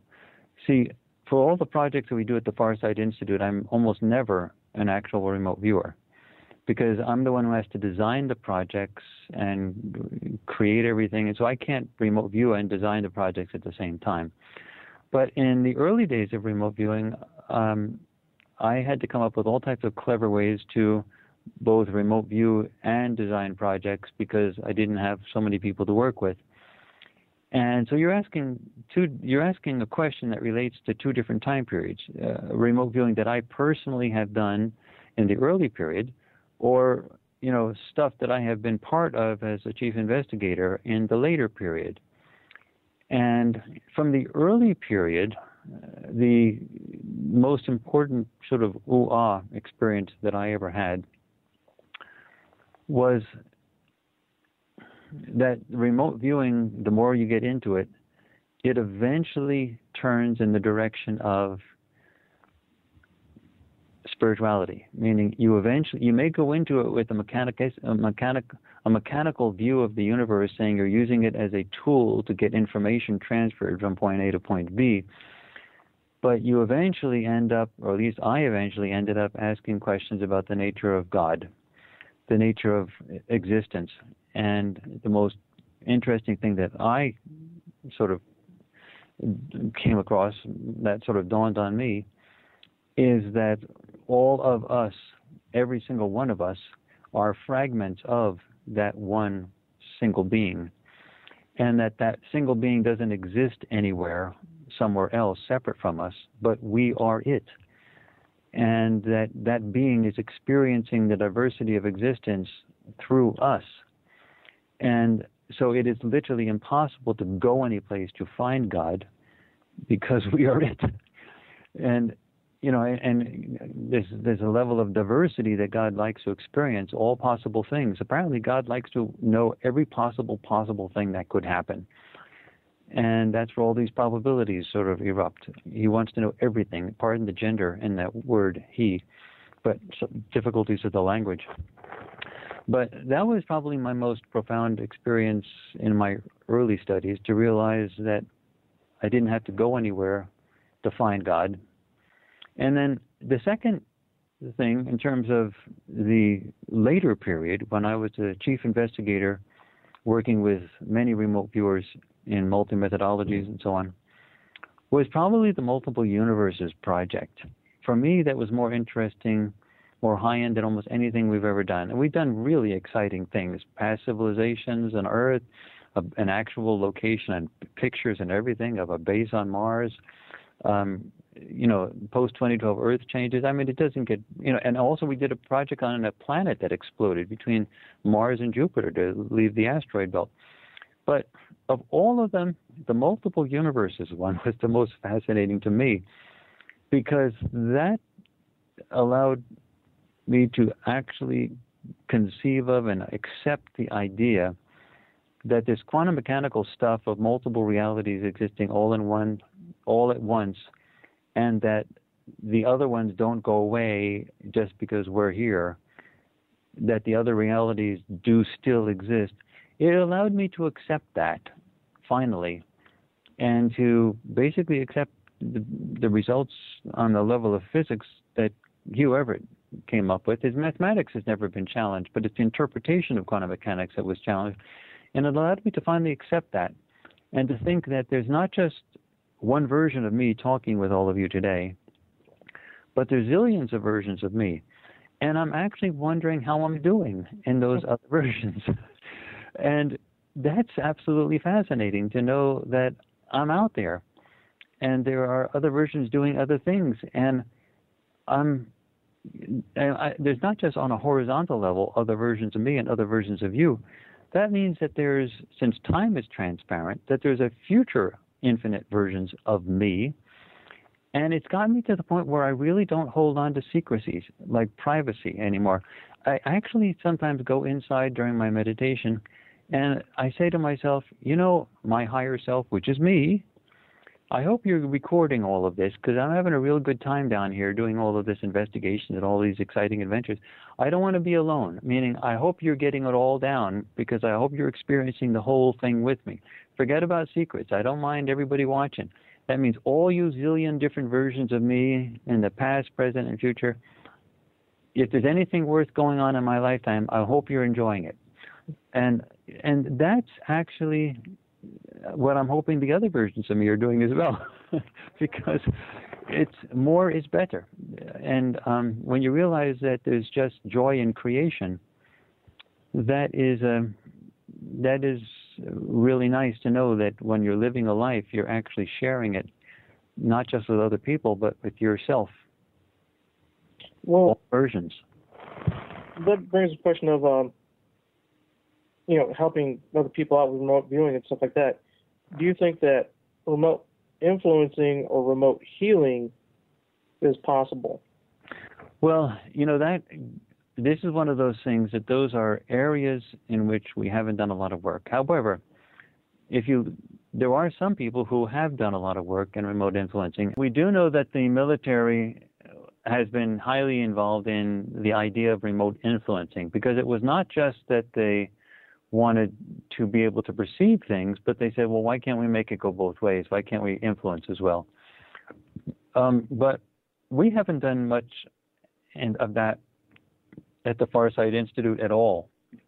So We really simply don't know. But I do know that there are people in the military that do experiment with that, and they are interested in that. With regard to, it was remote influencing, and I forget, what was the other thing you asked me about? Well, remote influencing, remote healing. Remote healing. Yeah, and there are people that actually work with remote healing as well, but we don't work with that. Some other people do, and some people who are remote viewers actually get deeply involved in remote healing as well, and they do that, but we don't do that at the Farsight Institute. It's sort of an interesting reason why, if you want to know. Mm. There is actually a reason why. I'm a university professor, and universities have a huge investment. And again, I don't do any of this research at the university, but universities have a huge investment in healthcare. And one of the areas I knew would cause problems for me is if I started to work with remote viewing in the area of health, because that would raise all types of flags within the healthcare component of the national university setting. You see, universities have essentially become major healthcare providers.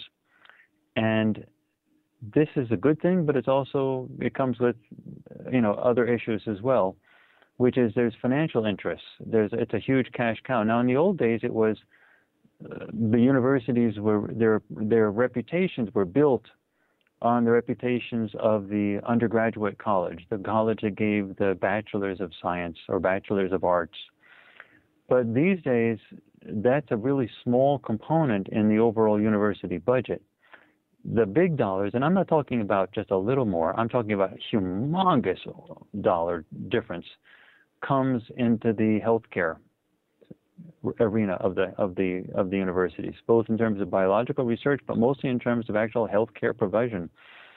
Technology, doctors, huge amounts of money. It just swamps anything that comes in from the undergraduate training of, like a normal Bachelor of Arts, liberal arts education. So I realized that there was enough other things that I could do with research and remote viewing that I didn't have to deal with the healthcare stuff or health issues, things that would raise the hackles or concerns of university officials who really, don't want that area touched. Because, it can affect the way contributors contribute to universities if they get really upset or something like that. And if you're talking about, hundreds of millions of dollars being donated to Harvard or Stanford with regard to healthcare stuff, they'll get really upset if something comes out where it looks like there's other issues related to health, and I just didn't want to deal with that. It's just not a thing to do. There's enough other stuff on the plate to deal with that I didn't have to go with that. But there are other remote viewers who individually are interested in healthcare and remote healing and things like that, and they do their own experiments. The only trouble is that the experiments are anecdotal afterwards, meaning they do some remote healing and then they tell you about it, but there's really no proof that it happened. There are some people who try to make proof by doing some basic statistical analyses, but really the world has barely scratched the surface of anything like that. It's basically an issue that's not really heavily involved with yet.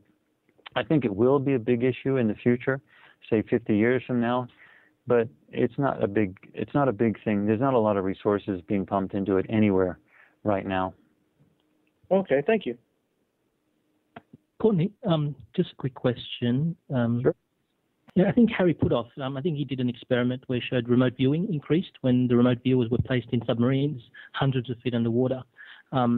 And also, I believe Joe McMoneagle put in his book, Remote Viewing Secrets, that if you remote viewed during a certain period of the day, side real time, I think 11 to 1 p.m., that you were more effective, you had better results. I know you're not a remote viewer, but you are an academic, so you probably look into these stuff. What areas do you think are there that can improve remote viewing if you wanted to improve your remote viewing accuracy? That's a really good question. With regard to the sidereal time issue, that was a result of James Spottiswoode, and that we have some remote viewers like Dick Allgaier who swear by it, and he likes to remote view at a certain time in sidereal time, 1330 sidereal time, and he thinks it actually helps him a lot. I personally have never connected any of my remote viewing to sidereal time, but that doesn't mean it doesn't make a difference. I just have never done it. And I know other people who have not done any connection with sidereal time stuff, and their stuff seems to be very good. So I just simply don't know. But one of the things that I do know about the accuracy of remote viewing is that we now understand, and this is the reason I published my book, Remote Viewing, the Science and Theory of Non-Physical Perception. We now know what makes remote viewing possible in the first place, in the sense of why is it that somebody's focus of perception actually goes to a specific place that we call a target. And now we know what actually happens. They used to think, actually they used to not know why the remote viewing perceptions would focus on any particular place. And they used to think that a computer could determine by choosing something, what the focus of perception would actually be. Now we know what it actually is. That the remote viewing is done because of a telepathic connection to the person who analyzes the data, some important person associated with the process. And typically that's the first person who analyzes the remote viewing data. So when you're doing the remote viewing session, you're doing it to satisfy the informational needs. That's your intent, to satisfy the informational needs of the analyst. And so it's that person's thoughts when they're analyzing your session and comparing your session to the actual target that produce the focus of attention. For example, let us say that you're doing a session for an analyst, and an analyst is distracted while they're analyzing your session. For example, let's say in the middle of analyzing your session, they're looking at each page and comparing it to pictures of the target. Well, let's say they suddenly take some really powerful gum and put it in their mouth and start chewing it and have a burst of flavor. You're very likely going to start getting remote viewing data that starts putting in some fruity taste of the gum.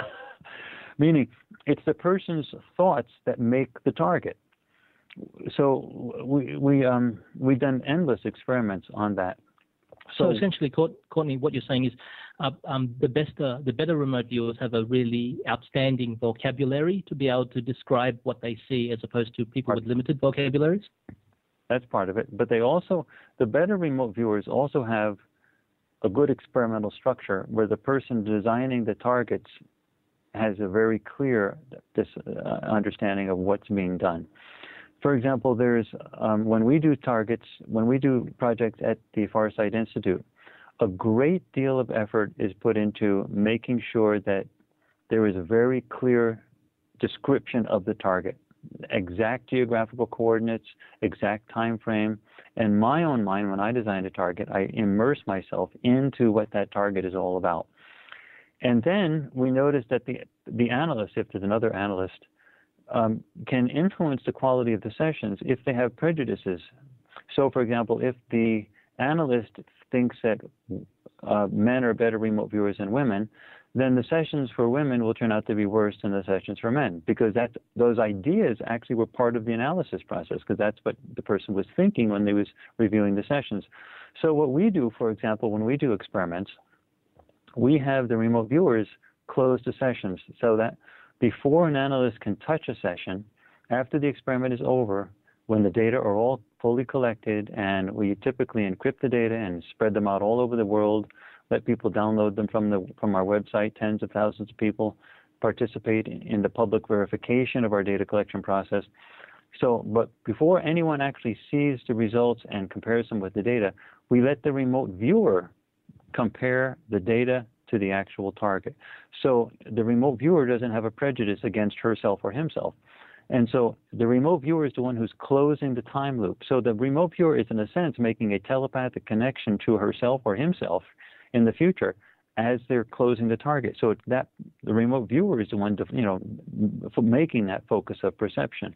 Do you find, Courtney, that that feedback loop is important? So if you do a remote viewing session and you get the results and you know that you're successful, that increases your ability to remote view better? Well, it's a completely non-linear world. So it's not just feedback. There's all types of different attractors in the process. The analyst is an attractor. The tasker who designs it is an attractor. The first person who analyzes or closes the sessions is an attractor. So what we do is we try to maximize the influence of the person who closes the session, the first person who analyzes the session and compares it to the actual remote viewing data. And so if it's not the actual viewer who does that, we are aware that any thoughts that the analyst has can influence the session. So we're very careful about controlling our thoughts when we're actually comparing the remote viewing data to the target. We want to make sure that we don't have any prejudices going on in our minds. We have to literally control our thoughts because our thoughts are creating that focus of perception. And so if we're analyzing the target, we want to make sure that we're only thinking about the target. Everything else is cleared off the desk. There's no other influences there. And so,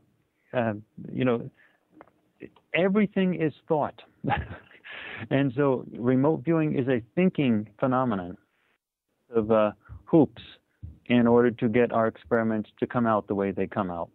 That's why you get such extraordinary results from what we do at the Farsight Institute. That's why we're the only real science shop out there doing this. We've really mastered the realm of understanding what is causing this process to work.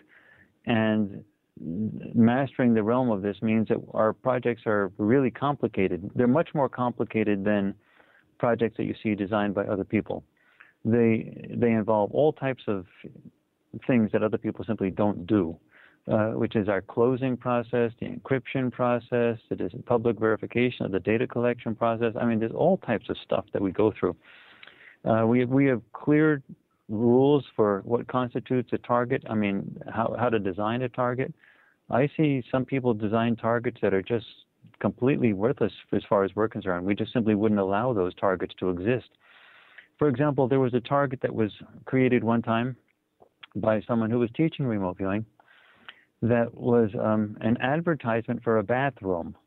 Now, it was a photoshopped version of this bathroom with all types of advertising wording on it, and there was all types of lighting effects that were added in Photoshop, and everything was stylized.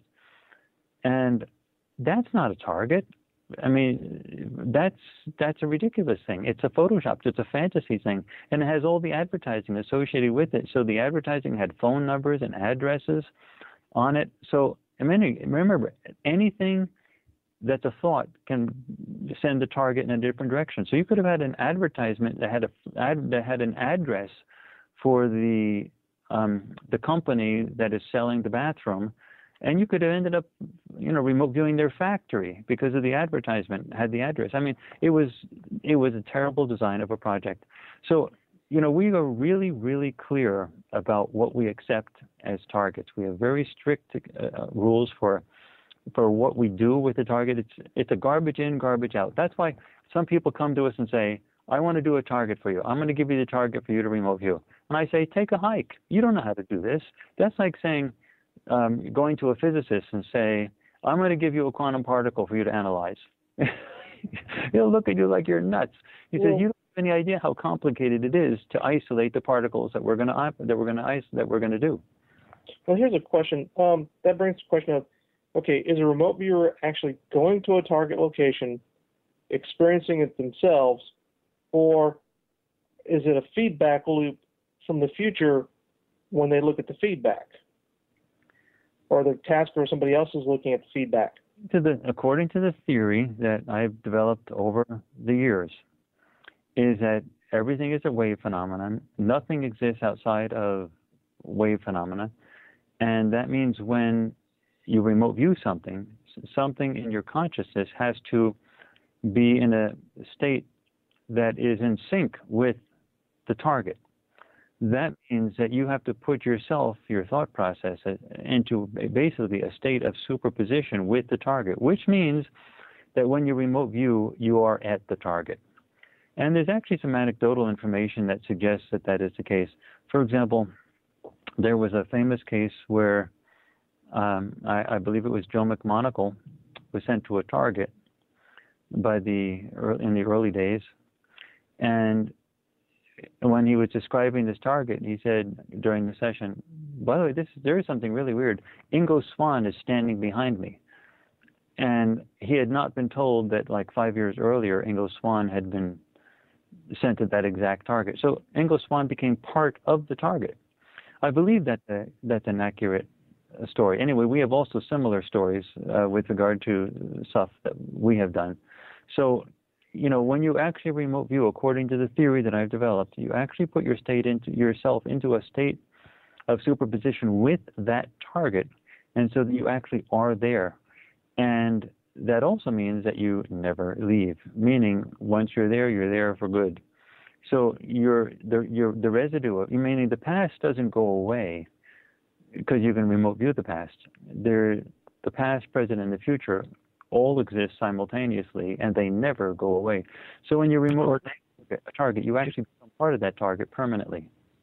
If I may interrupt here, though, I've got a question about that, which is debated, I guess, in remote viewing circles. But if something is really famous or important, like let's say when President Kennedy died, there's been so much psychic energy put into it, beating a path, so to speak, in the Akashic records or whatever, that are you actually viewing the target, or are you falling into that psychic path that everybody's created? That's a good. I don't. And this would be related to the ancient civilizations very much, because the whole world basically has all these legends of how we were wiped out by floods and disaster and so on and so forth. And so that's like deeply ingrained in our subconscious, perhaps. Yeah, and that's a good question. I don't have a good answer for it. However, with the projects that we do at the Farsight Institute, we don't do anything in which there is not something that's totally verifiable. So with regard to our base on Mars, we have a really high-resolution NASA JPL Malin Space Science Systems photograph that's absolutely unambiguous. It's really clear. With regard to the so-called Atlantis project, that may be named the Atlantis project, we'll know in a few days, that we're going to be putting up in just a few days. Well, we have some really good imagery, Google Earth imagery of ruins on the bottom of the ocean. So we start out with something that is you can't walk away from, that looks solid, and then you fill in the blanks. And the remote viewing has to match what you see in the verifiable component, in this case the images. So when we did the base on Mars, the remote viewing data had to replicate exactly what we see in the picture. And then we say, okay, what other information do they have? And given the fact that they got what we see exactly correct, then there's a high probability that the other information that they give, which we don't see, which is sort of what's inside the domes, is also correct, because everything was done under blind conditions. So there's no reason for us to say they only got the stuff that we can verify in the picture correct and everything else is dreamland. I mean, if they got one correct, there's no reason we shouldn't be assuming that the rest is correct. And the same goes true with this past civilization. So we're dealing with the so-called Atlantis project not on the basis of just remote viewing data, but also on the basis of solid imagery that has an anomaly or set of anomalies that we're trying to explain. And then the remote viewing stuff parallels what we see in the picture. And that's our sort of way to get around that. No, that makes a lot of sense. But certainly certain topics are so overwhelmingly, I guess you'd say, drilled into the psyche of people that it must be really hard to remote view them. I mean, the events of 9/11 or something like that. It is a trouble, I agree with you, but we get around that problem as best we can by insisting that the remote viewing stuff that we have match what we know for real, because it's in the picture. And then we extrapolate where we look at the other data that is actually there. So the stuff that we actually have that's verifiable, that's in the picture, is not subject to the type of thing you're talking about. because it's in the picture. I mean, it's clear as day, and the remote viewing stuff has to describe what we see. And then, well, that's fair enough. I'm just pointing out that it's possible that, again, that discussion about aliens having, superior psychic abilities, maybe they could go to the Akashic records and at least the ones we get access to and change it, and then we get the wrong information or something like that. I mean, this is all purely speculative, but I'm just throwing that out there. Stuff I simply don't know about. Yeah, of course. Courtney, quick question. Do you remember several years ago in the IRVA conference, the Hawaii Remote Viewers Guild did a presentation on their Tanner Dam experiment where they had a real target and they created a new target to go over the top of that. It was sort of like a Hoover Dam type of place.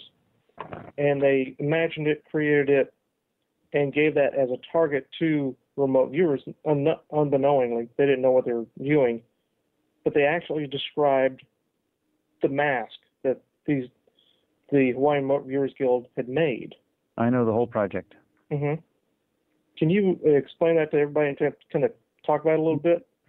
Well, this is a military technique that was developed by the military, but we don't use that at the Farsight Institute. But the military had reasons for wanting to use it. The mask is a very interesting thing. What they do is they create essentially two targets, and they create them by investing a lot of mental energy. Remember, targets are thoughts. They create a lot of mental imagery, put a lot of mental imagery, or a lot of mental energy into a target. Now, sometimes the target is a fictitious target. For example, they can draw a painting, and the painting will have a mountain in it, and a castle, and a tennis court, and all types of things in it. And the person who's doing it and is investing a lot of money in drawing this scene out. Now, the remote viewing process is done by having another target placed underneath that target. And what they're supposed to do is supposed to produce some type of process that goes on at that fantasy target, the mask, the so-called mask, that will parallel the stuff that's going on in the real target that's underneath that target. Now, the reason they want to do it is twofold. First of all, on the level of secrecy. You see, when remote viewers go into a target, they see everything. And there were some targets that the military did not want the remote viewers to know about.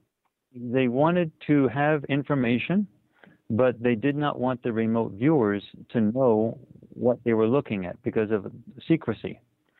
And so they would have the remote viewers find the information in the mask or in this fantasy target, and then they would sort of connect it up with the target that's behind it to find out where, things that are, what the information they wanted to know. For example, there could be a map behind the fantasy target where it would be the route through which a certain terrorist organization was going to drive in order to deliver a bomb. And they might not want the remote viewers to actually see the actual location. So they put this fantasy target on top of it, and the remote viewers would describe a process on the fantasy target, and that's all they get. And then the analysts would then look at that process and map it on top of the other target, and they'd sort of know where the terrorists were going to drive. So that's what this masking stuff is done. It's often done for the purpose of keeping things secret from the remote viewers. The other reason it's done is sometimes the targets are so disturbing, involving a lot of death, that they don't want to disturb the remote viewers, and so they use a mask for that purpose as well. Okay, thanks. Thanks, Mash.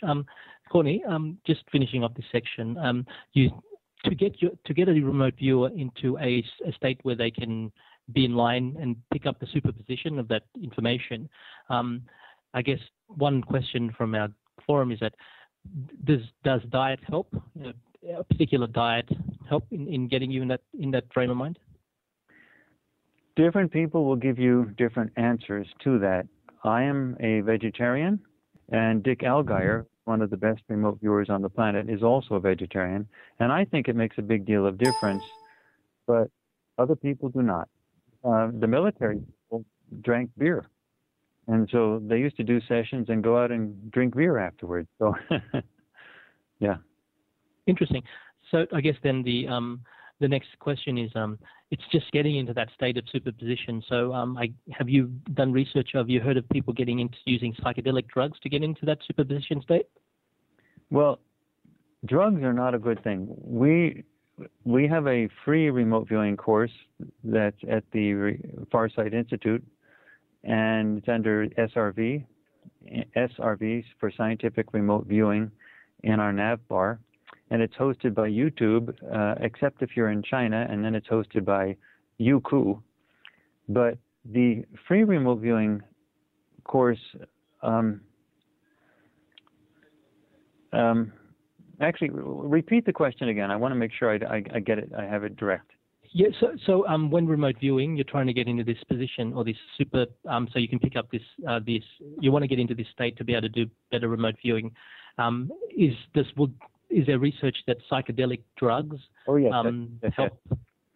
And for the use of our free remote viewing course, we tell people unambiguously that they should not participate in any psychoactive drugs, and if they're taking any psychoactive medication, such as treatment from a psychiatrist, they should just do something else. Just don't do remote viewing.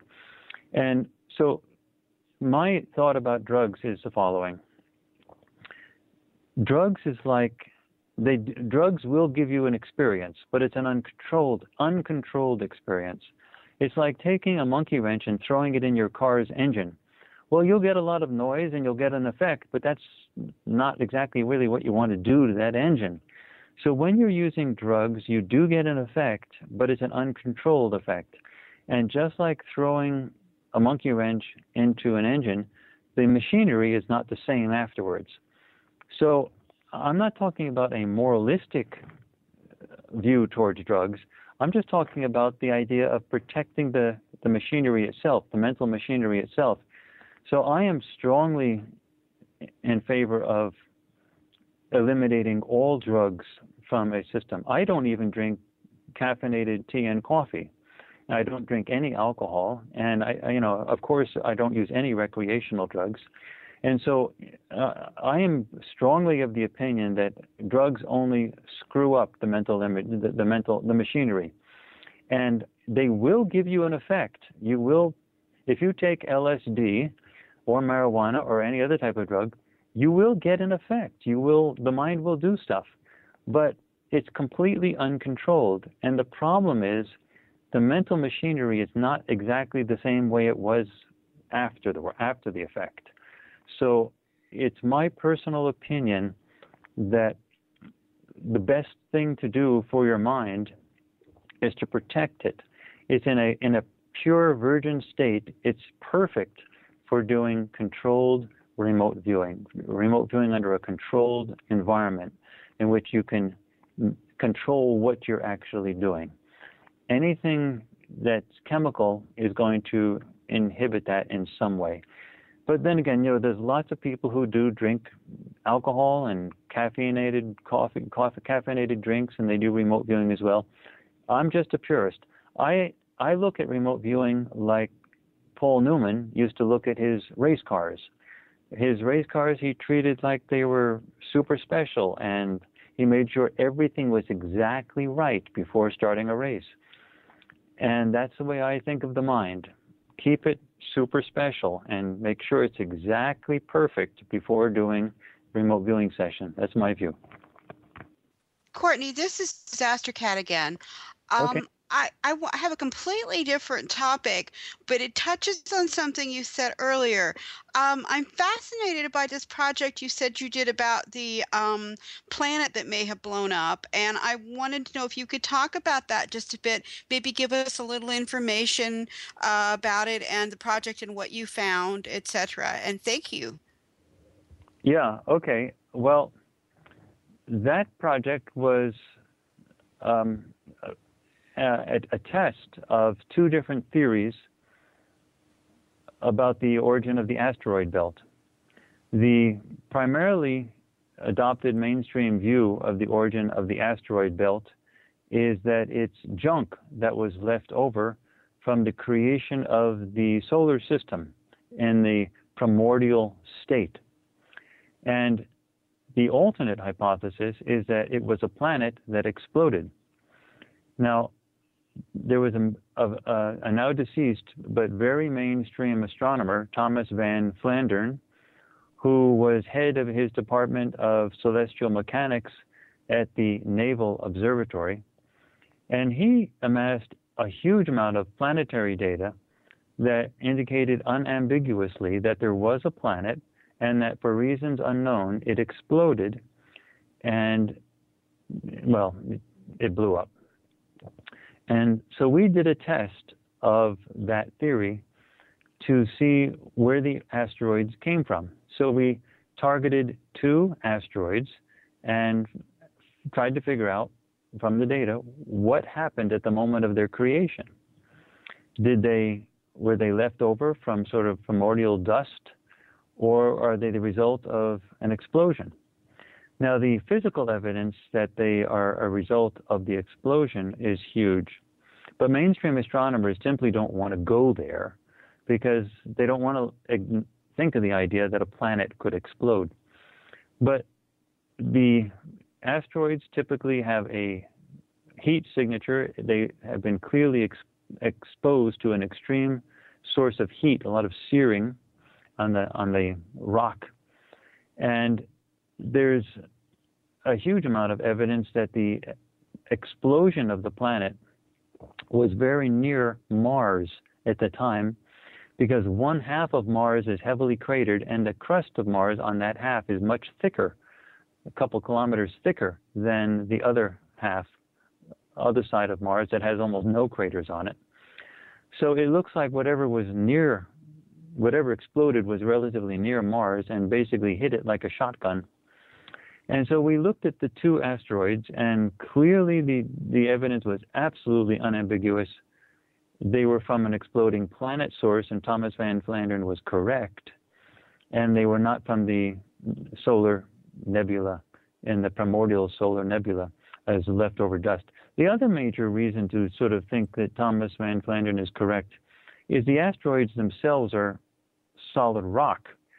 And you don't get solid rock from dust that's floating around in space. You have to have a gravity source that takes the dust and compresses it into solid rock. And so the asteroids had to have come from some place where there was a large gravity source, like a planet. And we also looked at another target, which was Iapetus, which is an icy moon surrounding Saturn, orbiting Saturn. And it has a dark splotch on the side of it that looks like it was hit by a debris wave, and Thomas van Flandern hypothesized that that debris wave was the same debris wave that was caused by the exploding planet. And in fact, we found out to be that was the case.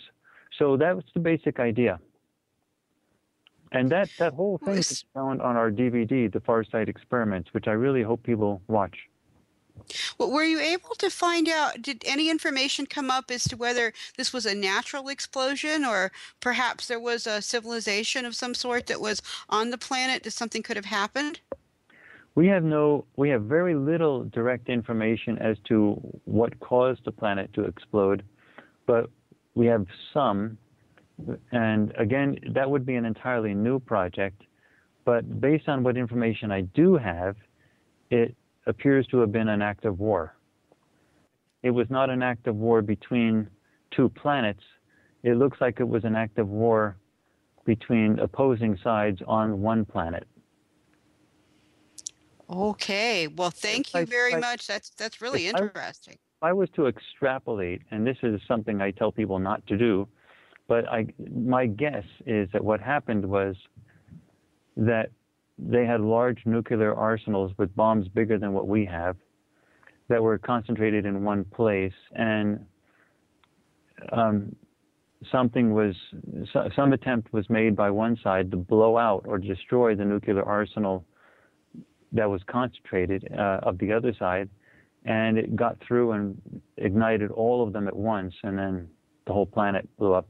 That we'd have to confirm with a lot of remote viewing data, and we don't have that. But my basic guess is it looks like something like that happened. Wow, that's very powerful. Thank you very much. A lot to think about. Thanks, Disaster. For our penultimate question, Courtney, Ingo Swann's book Penetration had information on moon bases and aliens. Just wanted to see how your information correlates with Ingo Swann's, and also if there's a link between the Martian bases that you might know about and the moon bases. Well, I have a couple books that were bestsellers in their day, but they're now out of print. And they're available as free PDF downloads from my personal website, and that's CourtneyBrown.com, just my name, CourtneyBrown.com.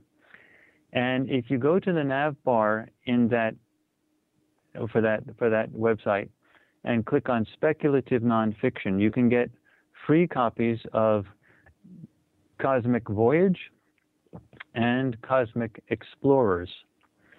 And those books go into that question in detail. Those are my own personal remote viewing explorations. The only trouble with those books is that at the time I was investigating, bases on Mars and the Moon, but we didn't have good imagery of bases on Mars or the Moon. So those books talk about these things, but we don't have verifiable information like good solid pictures to go along with it.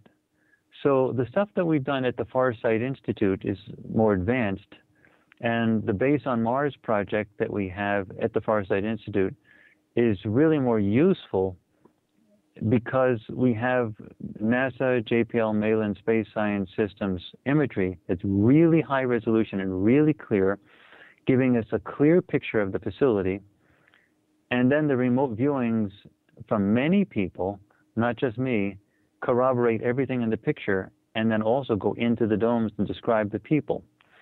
So that's sort of a different level. You don't have to buy it all by faith, because half of the picture is right in front of you with a picture, and then the rest of it is described by the remote viewing. So that's sort of better. But my early stuff, I think, will actually turn out to be, I think I probably got about 95% of it correct with my early books, with Farsight Explorers and with Cosmic Voyage and Cosmic Explorers.